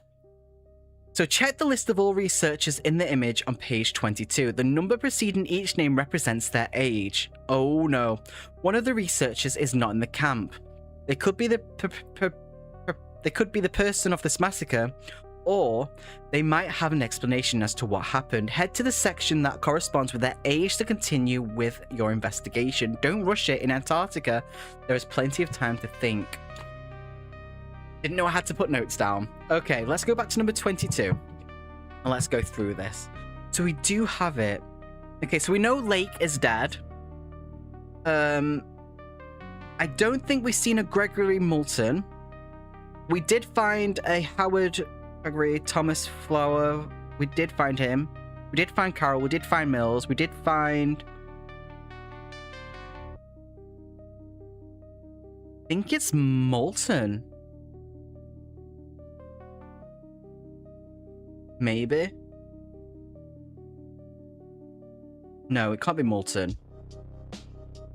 I'm trying to think. We found Theodore. We found Atwood, who was stuck under the thing that was... We found Brennan. We found Brennan. We found Bordeaux. We found Watkins. We found... Is it... No. Is it Thomas? Is it Thomas we've not found?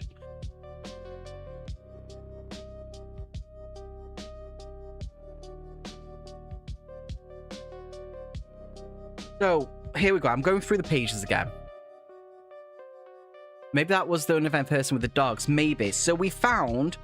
So we identify Moulton. I'm going to write down these names. Moulton. We found Mills. We found Orendorff. We found Theodore Daniels. And we found someone who thinks who might be Brennan, but it's too crushed to say for sure. That's the only thing that would make sense. Maybe it's Brennan. Could be Brennan. Keep that in mind. We'll go through the rest. We found Atwood. Is it Brennan? We found Atwood. He was stuck under the table. I think it's Brennan because he's the only one we couldn't identify. Yeah, I think it's Brennan. So I think we have to go to... What number is it? Because it goes off by age. So Brennan was... Nigel Brennan was 49.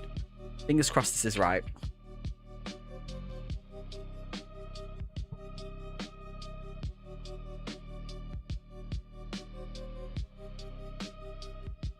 I don't know. Is it right?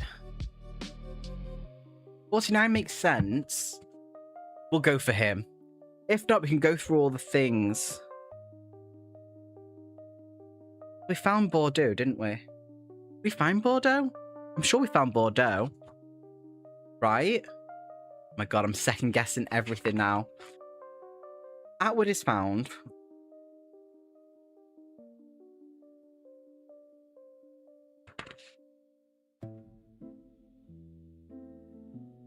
Interesting. I just realized something. There's no... If we would have gone with Bordeaux, which we know we found, who is dead, it would said to 59, but there is no 59. It goes 58 and 60. Interesting. I think it's 49. My brain is full of snot. I can't remember. It's all good. I'll keep a thing here in case we go through and if it's the wrong one. So we need to go to thing. I do like there is a map though. So 49, the only one that we couldn't identify. So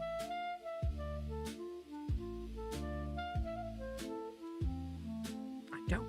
It is though. I don't know.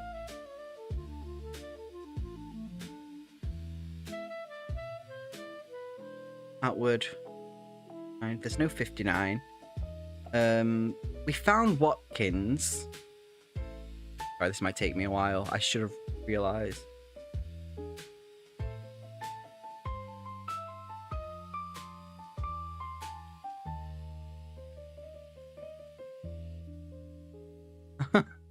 Actually, it could be one of two things. Okay, so it could be... We haven't found Watkins either. 1 second. So we can either think it's Brennan, Watkins. Do you remember what page we were on before? That's my question for you all. Let me go back to... it was 2. It went to 35. 1 second. Let me read it out again. Check the list of the researchers on the image on page 22. The number preceding each name represents their age. One of these researchers is not in the camp. They could be the proprietors of this massacre, or they might have an explanation as to what happened. Head to the section that corresponds with their age to continue with your investigation. Don't rush it. In Antarctica, there is plenty of time to think. So it could be Watkins. It could be Brennan. The others we've definitely found. I know that much at least. So we can either go to... Which one's Watkins? 38 or 49. But I don't think 49 is right. I think it might be Watkins. Nope. Let's go through things again. Oh my god, as if. Let's have a look at Watkins then.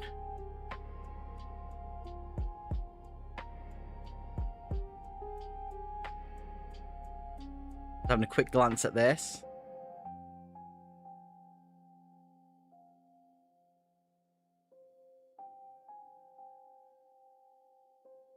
No.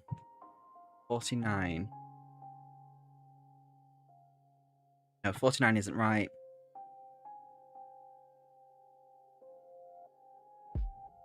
No. Is it Lake? No, because we found Lake's Head, didn't we?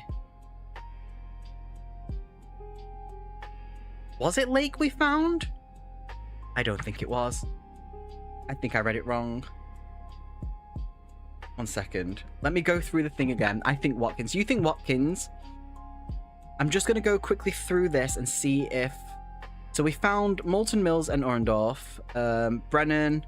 We went to the latrine, which was where we found a head. Which was the latrine? 1 second. Which was the camp, which was 94. Okay, latrines was 28, so we're just gonna have to quickly go through this if we're gonna do this right. We put a hand in it, which was 102. Because we're smart.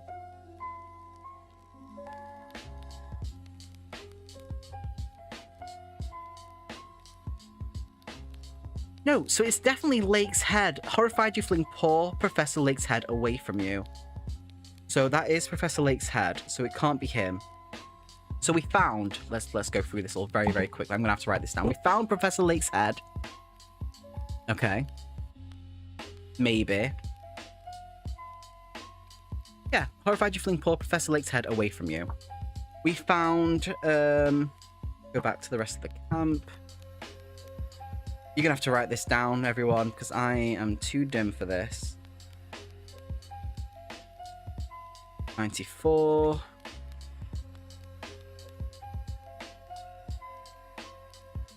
Let's see. We went to the beds, which was 43. So we found Molten. I'm writing this down as well. Write with me, everyone. Molten Mills. Orendorff. Daniels. Someone we think might be Brennan. Could be Brennan. but it's too crushed to say for sure. We found Atwood at the under the desk, which is weird.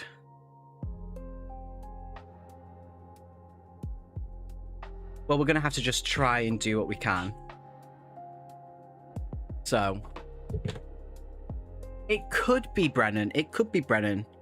So it either means we go to 54 or 49 we go to. It's one of them two.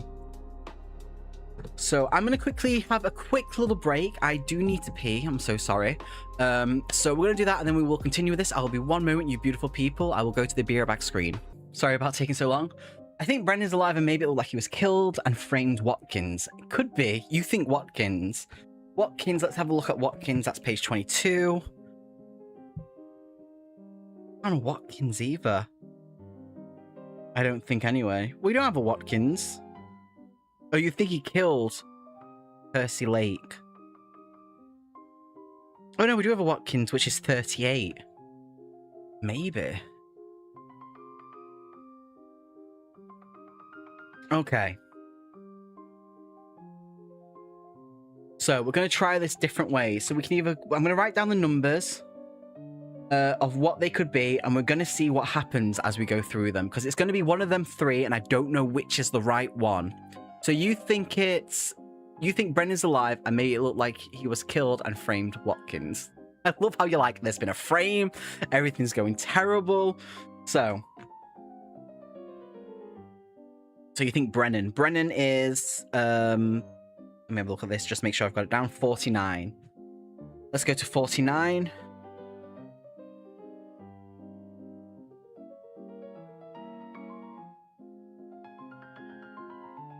That doesn't make sense, honestly. It could make sense, but I don't know. I'll read it to you, and let me know if this makes sense to you, okay? So, 49 says, going down to the riverbed seems madness, but you've explored too much to leave now, when you are closer than ever to the guts of the city. That doesn't make sense, so I don't think it's Brennan. So 49, it can't be Brennan. I think Brennan is the one who is dead. So it's either... I think there's been an incident. Hey, Jean, how you doing? How's life? How's things? What you up to? Tell me all the goss. We're currently struggling on this Choose Your Own Adventure because I think there's been a mistake in the book. So I might have to let them know about this. So... I think... You know what I think it is? I don't think they expected us to put our hand in the toilet. I think that's what that is. Sorry, that might not make sense to you. We're in Antarctica. The expedition has gone terribly wrong. Our expedition split up into two groups. One group found some fossils of some things known as elder things, which is this thing on the book. That is an elder thing, if you know Lovecraft. I'm doing my writing homework and I have to do a transcript of a conversation. It is taking forever. Oh, a conversation of what? Explain, do tell us. But I think there's been an issue. So it's either going to be 38, which is Watkins, or Percy Lake. But the only one we've not found is Watkins, so it could be Watkins. Let's go to 38.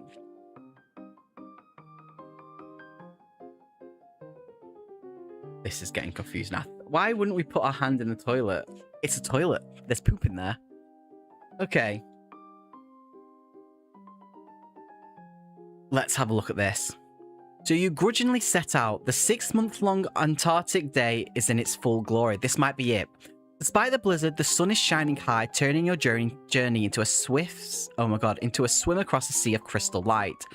Each step brings great pains for your feet to sink in the recently fallen snow, and you are now knee-deep. Light hurts your eyes and your lips and the tip of your nose are freezing. Suddenly, your sight starts betraying you, for you could swear you saw a naked little man running a few feet ahead of you. I don't know if this is right. You stop abruptly and squint. However, there is nothing except fog and ice. Danforth comes close to you and yells to overpower the wind. I think we lost McTighe. Something took him. Fear takes control. What the hell is out there? out here. It could be this. What do you think? Do you think this is the right one, or do you think we should go to the other one? Does it say it had poop? It said it had excrement in it. Yes, there was excrement, and we pulled out a head of someone. And it was Lake's head, it said. But I think there's been a little bit of a issue with this, because I think the Lake's one, let me go to 54. Let me read this one out to you. I think there's been a bit of an issue with this, because I don't think they expected us to put a hand in a toilet.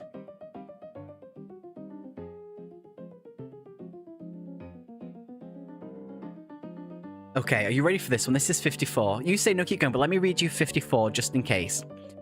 You are completely certain that Lake is the missing one. But we found Lake's head in the toilet, so I think there's been a bit of a continuity issue with this. What do you think?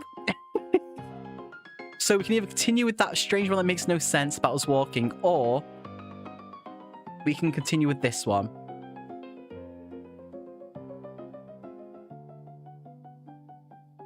I think it's 54. We found it. Keep going with the other one. Okay.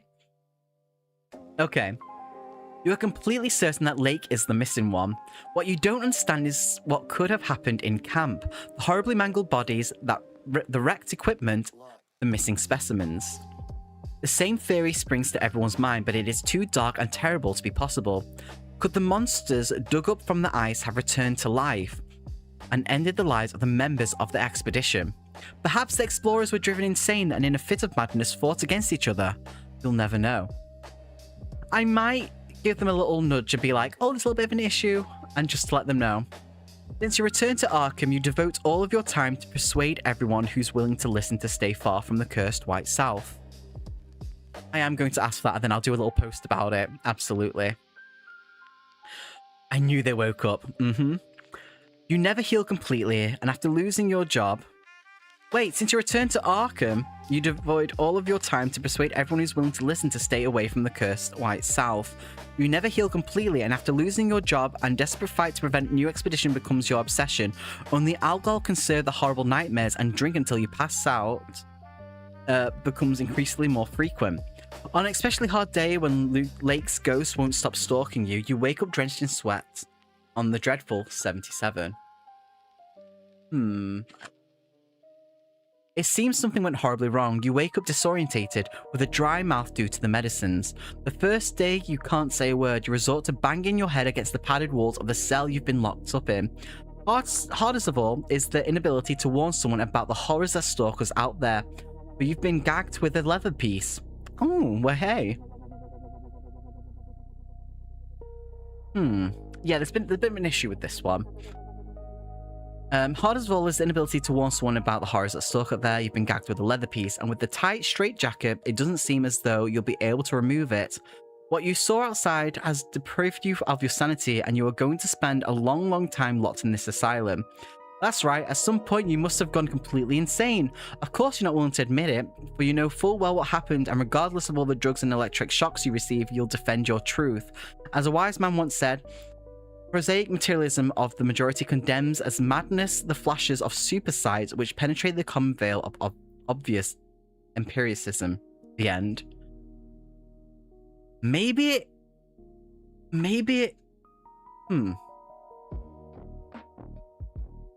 Maybe it is 49 then. Nothing is making sense in this at the moment in time.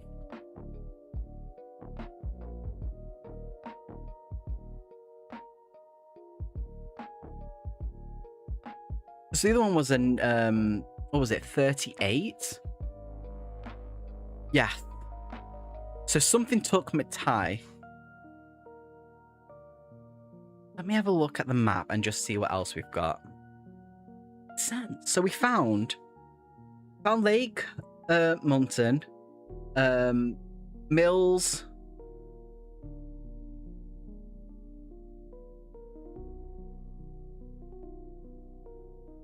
It's very confusing this, because clearly something's happened and it doesn't fully... We found Gedney? I don't think we found Gedney. Have we found Howard Gedney? I don't think we've seen that, have we? Do you remember hearing about Gedney? Maybe it's Gedney.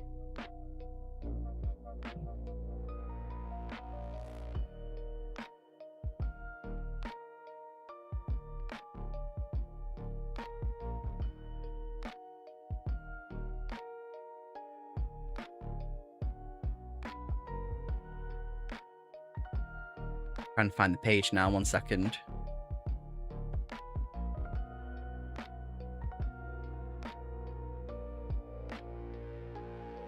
Okay. Yeah, I don't remember hearing Gedney in this. I've written all the other names down. We definitely know it's not Lake. It might be Brennan, but they're too smushed. But I don't remember hearing Gedney. We know Atwood was under a table, frozen to death in pure horror, holding a microphone. We found the other people where the dogs were mutilated. And someone was killed with their head cut off, and I can't remember what head that was. But I don't remember seeing Gedney. So we'll go with that then. So, clearly you have not located or recovered Gedney's corpse. The poor man must still be keeping guard on the camp.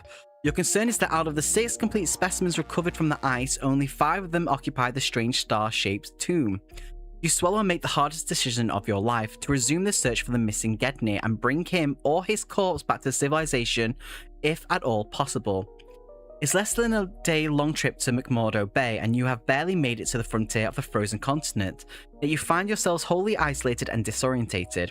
You don't want to jeopardize the rest of the expedition, as it'd be more prudent if you part on your own in search of answers. Obviously, you can't fly the plane by yourself, so you'll need Danforth's continued aid. A mere 16 hours after landing on the base, you both board the exploration biplane, which is a very small plane, by the way, that you can build, which is why they were in pieces. You can build them and fly them. And head for the mountain range. As you near the black and sinister summits, you observe the puzzlement and the strange formations that creep up the sides. They are a tangle of cubes, ramparts, and cave mouths. You take a number of photographs. Somehow they remind you of ancestral walls in cities like Machu Picchu. Something utterly impossible if it were true. You'd be staring at a construction that could only have been made by titans. This might be the one. So it is Gedney. It took us a while, but it's Gedney.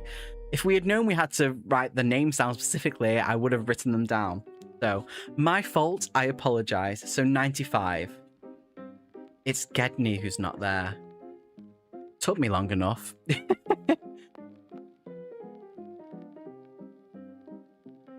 Yeah. 95. Yeah, that wasn't a good ending, Katie, either.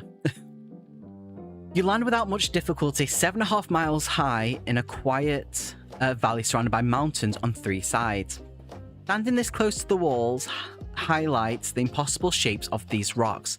It is almost as if they'd been sculpted artificially, forming tangles of superimposed cubes reminiscent of the painting of the disturbed Rorich, which is an interesting painting, by the way. Definitely look that up. It's I'm assuming what Lovecraft based what the mountains look like to him. I've heard them going up and you doing back crap crazy. I do too. It's very strange observing these structures with your binoculars. You have the impression that they are not even made of the same material as the rock. Danforth thinks that through the valley you could cross the mountain barrier that seems to reach from east to west as far as the eye can see and try to find the missing Gedney from up there.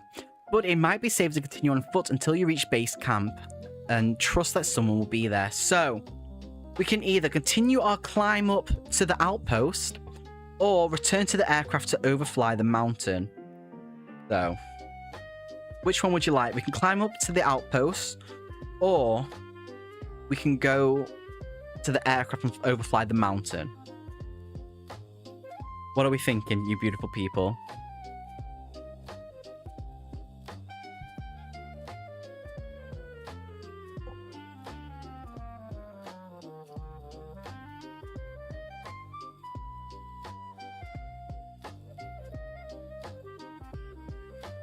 You think climb. Oh, we got 2 for climb. Okay. We have climb, which is 93. Let's go back 1. Ah. Here we go. You and Danforth agree that the best way to find Gedney is on foot. You climb up the steep mountainside, shaken by wind, and snow. After many hours of harsh climbing, you are close enough to the cubicle structures to see them clearly. Look, these things aren't natural, yells Danforth, trying to drown the howling wind with his voice. He's right, the structures seem to open into mysterious caves that lead to the inside. Every one of them. Using your binoculars, Using your binoculars to get a better look, you feel a shiver that has nothing to do with the weather. You identify the queer triangular marks with the 3 dots that Lake found. They are everywhere, carved from the sides to the entrance of the caves. This might be the right way to go. This might be the right way to go. If you wish to explore the odd cubicle peaks, turn to 100. If you stick to the original plan and continue searching Lake's camp on foot, turn to 31. So are we wanting to explore the odd cubicle peaks or continue on foot searching camp? What are we thinking?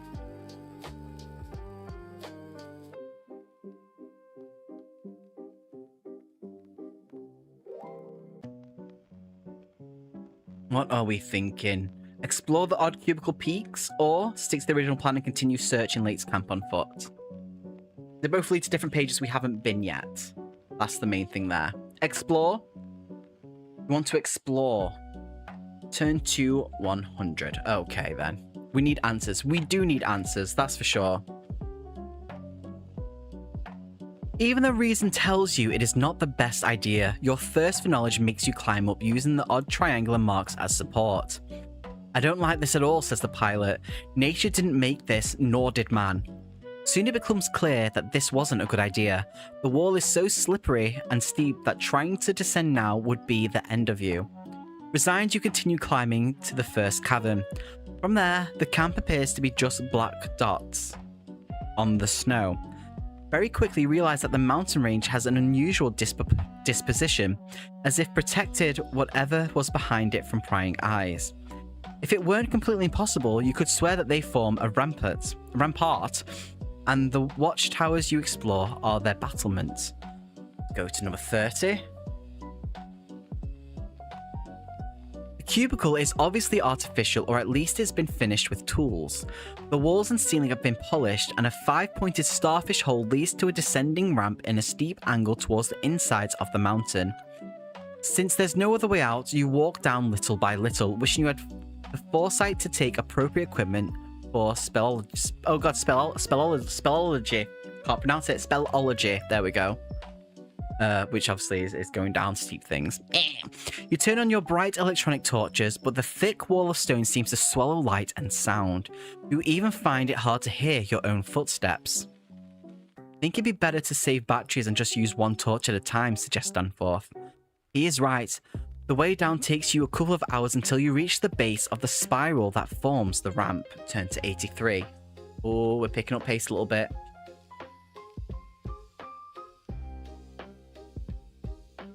You find yourselves in oh my god, English is hard.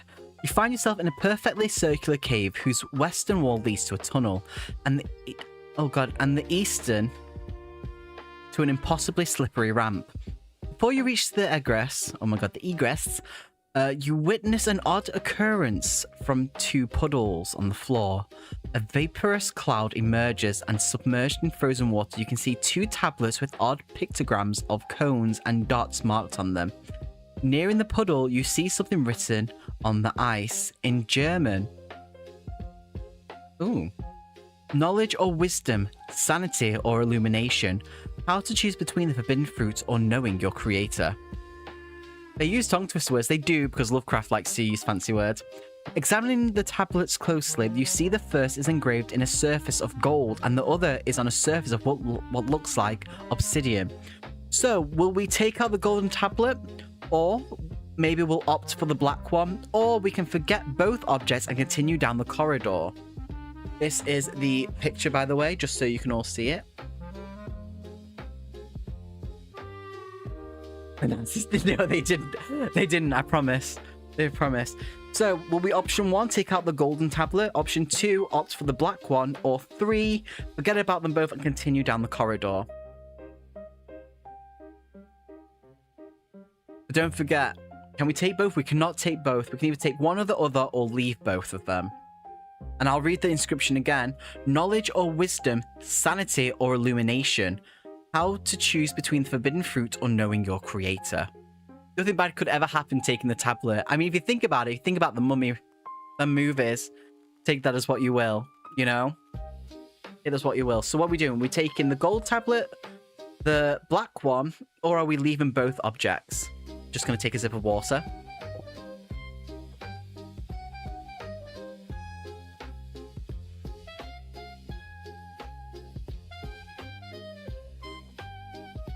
I don't know if we can sell it afterwards. We can try to take the gold one if everyone agrees. If not, I can roll the dice for it. It could fund further research. It could. Okay, then. Gold tablet it is, number 60. We just write this page down in case we need it. So, to take the golden tablet, we go to 60. Yeah, well, this goes. When you take the golden tablet, you notice that the water where it was submerged is warm and gentle to the touch. You extract the artifact without difficulty, but it turns into a liquid that rapidly spills. The steam it generates causes dizziness, but it is brief. Danforth looks at you with concern, and you shrug. What will you do next? We can either take the black tablet, or leave through the corridor. What are we thinking with that, eh? Something bad has happened, that's for sure. Gold seems too obvious. It does, and it's basically turned into a liquid and released a steam that made us dizzy for a moment. We can take both. Take the black one. Oh my god. Take out the black tablet. 21. Okay. 21. This isn't going to go well, is it?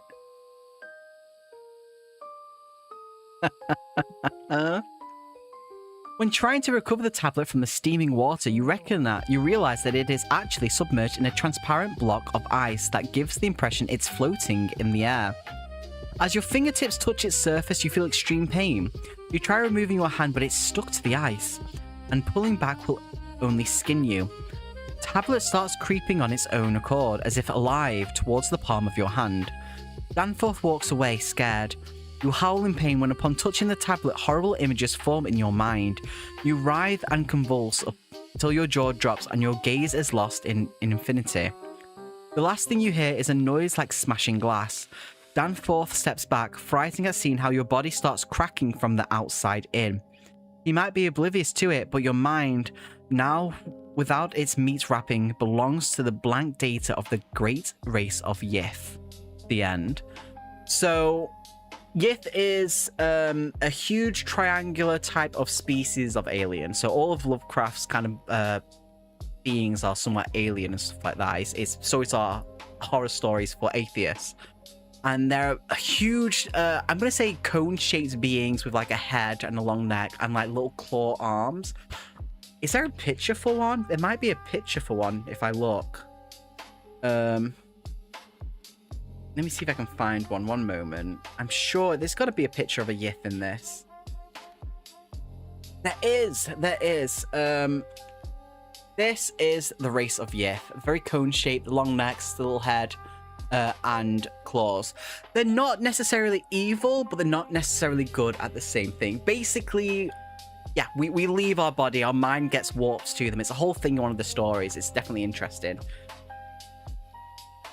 Ew. Yeah. So our mind gets teleported to them. So we're going to go back to number 83, and we're going to forget about both objects and continue down the corridor to page 90.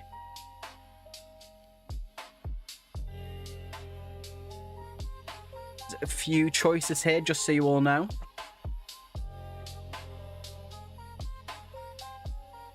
Corridor stretches straight ahead. The floor of black polished granite turns to huge blocks of black slate that lead to a gigantic room where there are 4 more corridors. I'm gonna cough. The room does not surprise you. It is shaped like a star, something that's become familiar to you. Many corridors are completely choked with rocks, as if they had collapsed, but it is curious that while some are impassable, others next to them are in perfectly sound condition.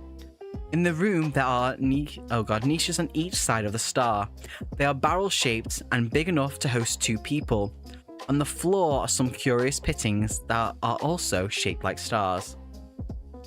I'll pretend that didn't happen. Yeah, it didn't happen. We had a save state. We used it. So, these are our options. Will you go to the north bordering the mountains on 103? That's option 1. Option 2. Or will you worm your way into the underground world that opens to the west? 34. 34 we didn't see at all. Maybe you want to head to the heart of the mountain range if you hadn't already through the eastern corridors. 83. I think we've been to 83. Let me just double check. We've been to 83, so ignore that. So we can either go to the north border in the mountains, or we can worm our way to the underground to the west. Adventure, option 2. You want to go underground. We can go underground, which is 34. Pop that there.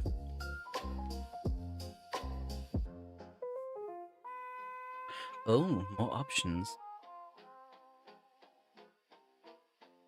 The path starts to descend at an alarming rate, while darkness becomes more and more intense. What could go wrong? Exactly, nothing else has gone wrong so far. You aim your electric torch at the walls covered in odd dotted carvings, stars and triangles. From time to time you can see doors, but they are all under lock and key, secured from the other side. At last the corridor disgorges, oh god, into an enormous circular gallery made of stone. It has no floor, just one corridor that surrounds it, and a narrow ramp that spirals down into darkness. On the vaulted ceiling, someone or something has engraved what undoubtedly are constellations and star charts. If you have any means of recording these findings, this is clearly the time to use your cameras, tracing paper, or any other means. Otherwise, it might be better for you to continue exploring the city. So, we can either go back to number 90, which is where we were just before. If on the other hand you'd rather walk down to the pit following the engraved constellations, go to 8. Or we can go deeper into the bowels of the citadel circling the pit to the east. So we can either go back and try the other way, or we can go follow the constellations, or go further down, more deeper. That is our options right now.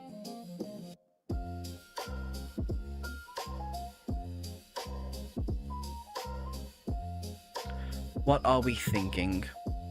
Further down? Or follow the room with the constellations, or we can go back and go to the other direction. Follow the constellations. We do like deeper. Oh, both seem like a good idea. Both seem like a good idea. Pop over here.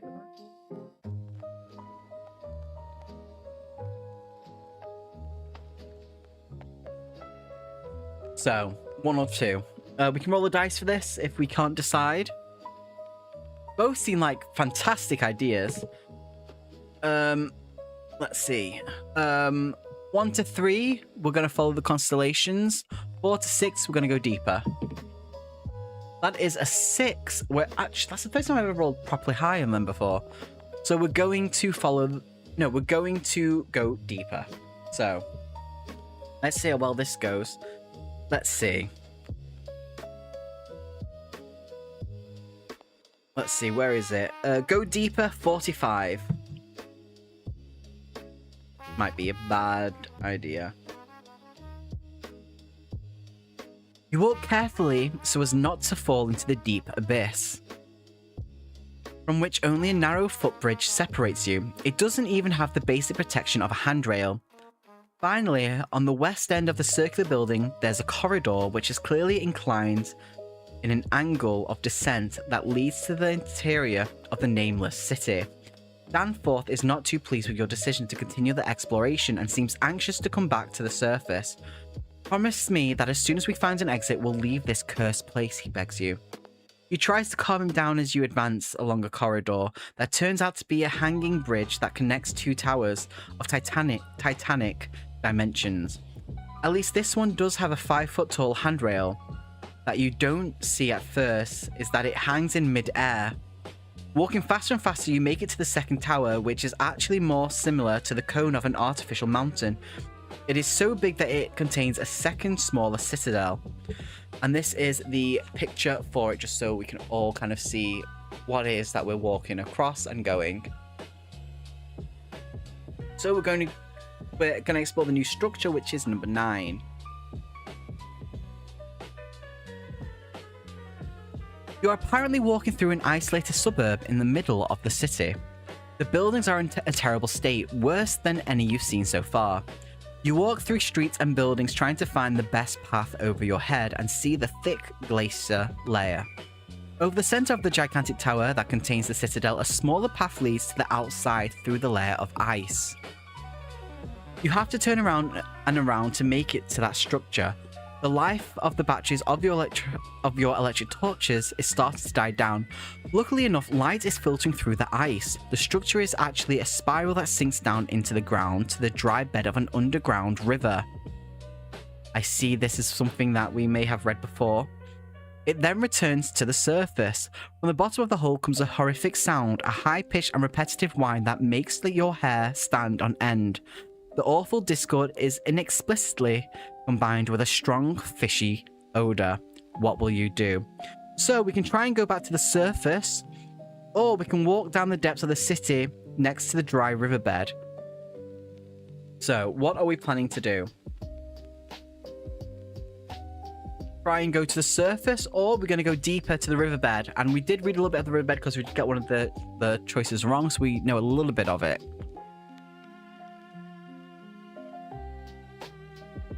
Go for a walk, which is where we're going to the riverbed or up, or we're going to go up and try and escape. So going down to the riverbed seems madness, which is the thing we read before. Hello, thank you very much. Hey Jordo. But you've explored too much to leave now, when you are closer than ever to the guts of the city. The spiral leads to a beach clear of any waste. One of the sledges missing from Lake's camp is lying by the shore. And on top of it are the mangled remains of poor Gedney and one of the dogs. From the distance, you hear the confusing cacophony, I can pronounce that word at least, of 1,000 penguins. It turns out the river basin is packed with monstrous albino birds. Some of them are almost 5 feet tall. These stinking creatures reek of rotten eggs, and their legs seem deformed as if they were tentacles instead. Oof. The penguins descend to darkness through a net of corridors that open on one of the embankments of the river basin. Here is a picture of the thing. So it says, stinking mutant penguins gather in a subterranean beach. It doesn't show any tentacles, but it just shows that they are large penguins. There you go. We found Gedney, who was the missing person, so you were right. I wasn't on the phone, I'm so sorry. Bloody tentacles. So you can descend to the true heart of the city to 68. We are slowly getting there. Yes, so we saw the penguins that went further into darkness, and we can now descend to the true heart of the city to 68. There we go, that's where we are. Thank you for remembering that, Katie, even though you're really ill. I appreciate that. Hey, Milo. Hello, Baba. We were heading down. Perfect. Thank you for remembering that. I really appreciate it. So, let's continue with this. Milo, I know you've come for that Pop-Tart. No chance, Baba. 1 second, I think he wants to come up. You coming up? Oh no, you're going over there instead? Do you want to come up here? You coming up here? No? Okay then. I won't sit comfortably and just wait for him to jump up. Here we go. Anyway. You turn on your electric torches again, and surrounded by a flock... Oh god, and surrounded by the flock of albino birds, start your descent through corridors that are wider and better looked after. The temperature rises and the rubble disappears and gives way to a perfectly preserved slate paving in black. You cross rooms decorated with images of the queer creatures discovered by Lake. Their barrel-shaped bodies that spread out membranous wings are easily identifiable. These pictograms tell the history of the splitting of the bloodline into two branches. The marine, much bigger, and the terrestrial, which little by little started to deteriorate, Jesus, along with the city until it was forgotten by its kin and its servants, the fearful Shoggoths. I love Shoggoths, they're creepy. I don't think you'll like the description of them if we do get there. The torches are failing you, so you decide to turn them off while you look for a way to exit these tunnels. Yes, that is Milo. I only remember because of 9. Fair. Yeah, Milo is the best. Milo, are you coming here? Milo. Here. Come on. He's just staring. Okay. So if you have with you any means to orientate yourselves or mask the sound like a compass or confetti or even a notebook to trace the route and retrace your path, turn to 10. So we do have a notebook, that's why we have paper. I wish it kind of explained this at the beginning that we needed that, but I always keep them just in case of these books. So we can either use the notebook, or if you have no means of orientation, go to 67.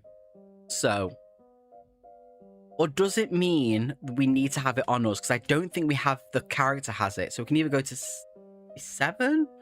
I don't think 67 is the right one. 67 is death. We don't want that, so we're going to pretend we do have it, and we're going to go to 10. How does everyone feel about that? So I want us to get to the ending of this. So I'm enjoying it, but also I want to know. That's a picture I don't want to see. Katie won't like that one. It's not tentacles, but it reminds me of them pictures that people pop up. But yeah. If you have with you any means to orientate yourselves to mark the ground, like a compass or confetti or even a notebook, I'm going to say we're going to use our notebook that we have IRL. We are the character. Exactly, we are the character. We have a notebook. So we can trace the route and retrace your path. We turn to 10. We're survivors. We're not dim, you know? The jarring sound you are hearing is now much louder. So much so that it seems to ascend through the corridor you are walking along. Danforth looks at you with fear, and although you can only see his eyes, you are sure he is trying to tell you something.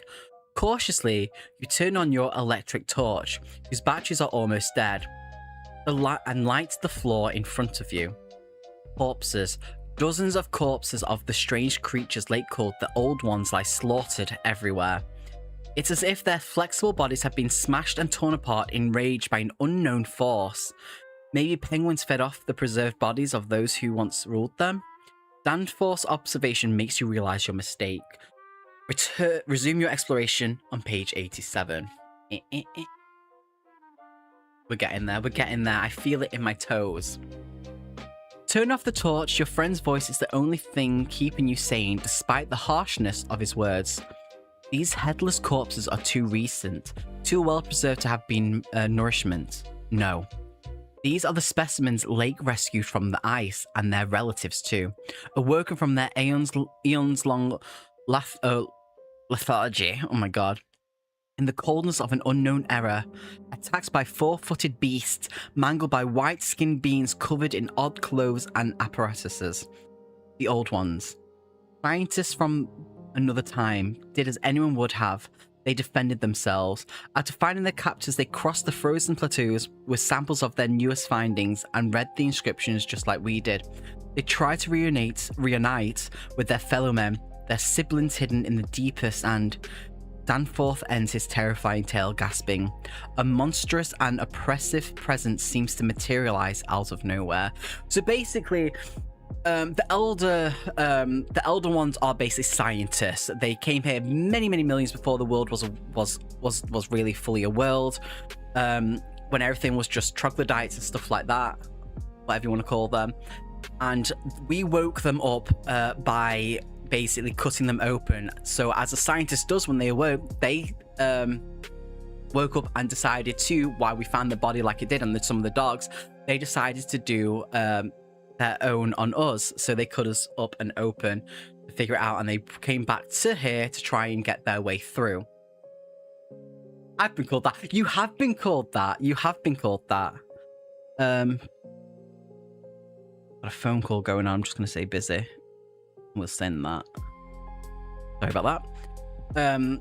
And something has basically killed them. They came here, woke some of the others up, and they've all just been killed brutally. And now there's this monstrous presence that seems to have materialized out of nowhere. I'm going to turn to 47.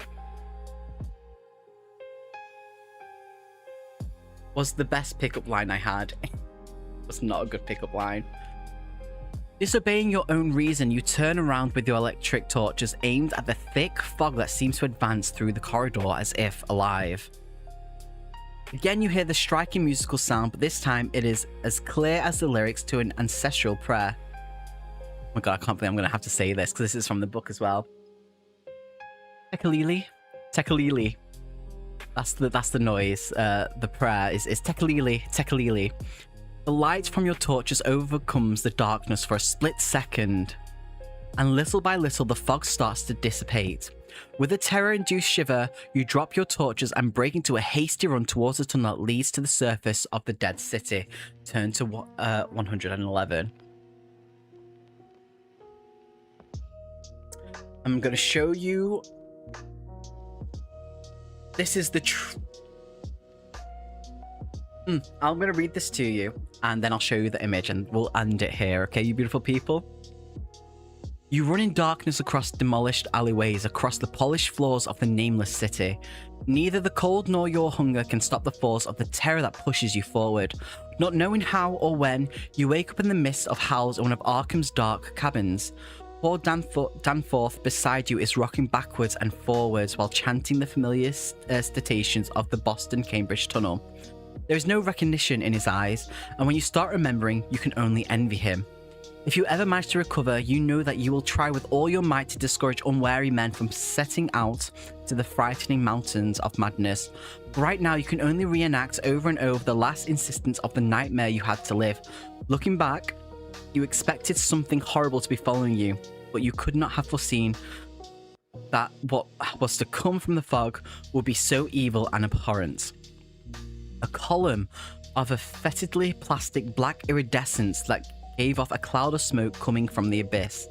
A shapeless mass of bubbles and myriads of eyes forming and unforming like pustules that advanced towards you, stepping over the manic penguins.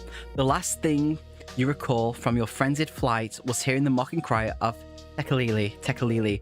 The monstrous Shoggoths merely mimicked the voices of their masters. The end. It's not a tentacle. It's basically a changing mass, kind of tentacles, but and eyes that reform. I'm going to show an image now. The tentacles do not have suckers on them, just so you know. But I'm going to show the image so you can look away very quickly. But basically, the Shoggoths were basically slaves to the Elder Ones, and they got so tired of it, of being used like this, that they basically had a revolution and they slaughtered the Elder Ones, and lived where they used to live.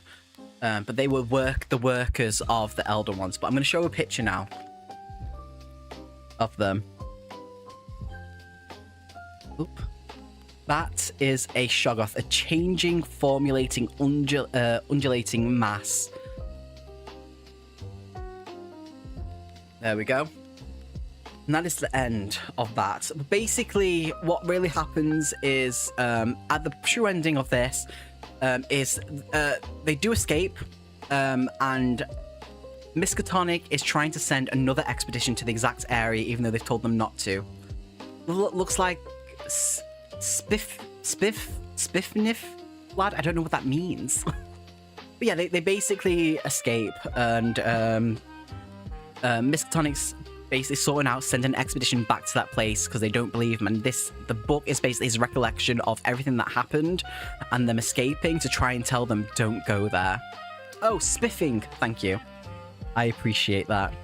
But yes, that is the book. I enjoyed it. There was a little bit of an issue with some of the pages, but it clicked at the end. It wasn't their fault, the issue that we had with the names or the ages. It was my own fault, so obviously not going to say anything to them.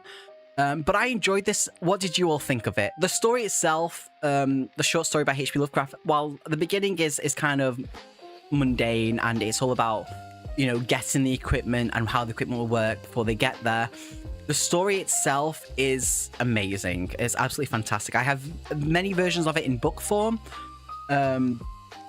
So yeah, one of my favorite books, first ever H.P. Lovecraft book I ever read. But what did you all think? I would love to know. Won't be another live stream for a couple of days because obviously I'll be in hospital on Tuesday for an operation. There might be some videos I might have ready beforehand, depending on how tomorrow goes, because obviously I need to make sure I've got everything ready and cleaned up. But I might have enough time to have a video ready for Tuesday while I'm having the operation. We do have some solo RPGs that I have planned, which is Alone Against the Zone, which is based off Roadside Picnic, which Stalker the games are based off. Let me just show you the book very quickly. Oops, sorry, I didn't mean to smack the mic, which is this thing. And we do have 4 Against Darkness. The continuing campaign is going to continue. But yeah, that's our, for Don't Die July, that reading challenge is the Cosmic Horror book. I can tick that off. We've nearly finished the whole bingo board for that. And I'm glad you like it. Thank you so much for being here. I know sometimes Choose Your Own Adventures is not everyone's cup of tea, but I appreciate you that you've joined in and you picked some decisions. We all picked bad decisions. You all picked good decisions mainly. There was the odd one, but you did really well and I'm dead pleased. So yeah, solo RPGs. We've got Alone Against the Zone coming up. More 4 Against Darkness for the Crow's Nest campaign. And I am working on hopefully to have a one-shot either Dragonborn or Dungeons and Dragons for the channel for Don't Die July, or for at least August next month, because that is fantasy based as well. So hopefully we'll have a one-shot sorted for that, and we can find some people who want to join in for that for the channel, just to celebrate it, because it is books and they are books. So there we go. But thank you for being with me. I really appreciate it. What we are going to do is going to go to the ending screen, because I do seem to have a lot of missed calls.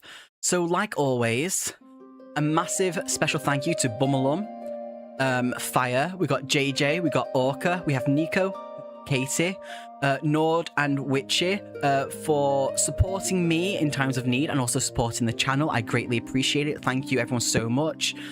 We do have a Patreon. It's completely free. I'm uploading free tables for people who do the RPG-ness of everything. They will all be free on there. So, and also we have buy a coffee as well. All are optional, but everything is free on there. But thank you so much. I do appreciate it. You're all amazing. You're all awesome. And thank you so much. Cheers.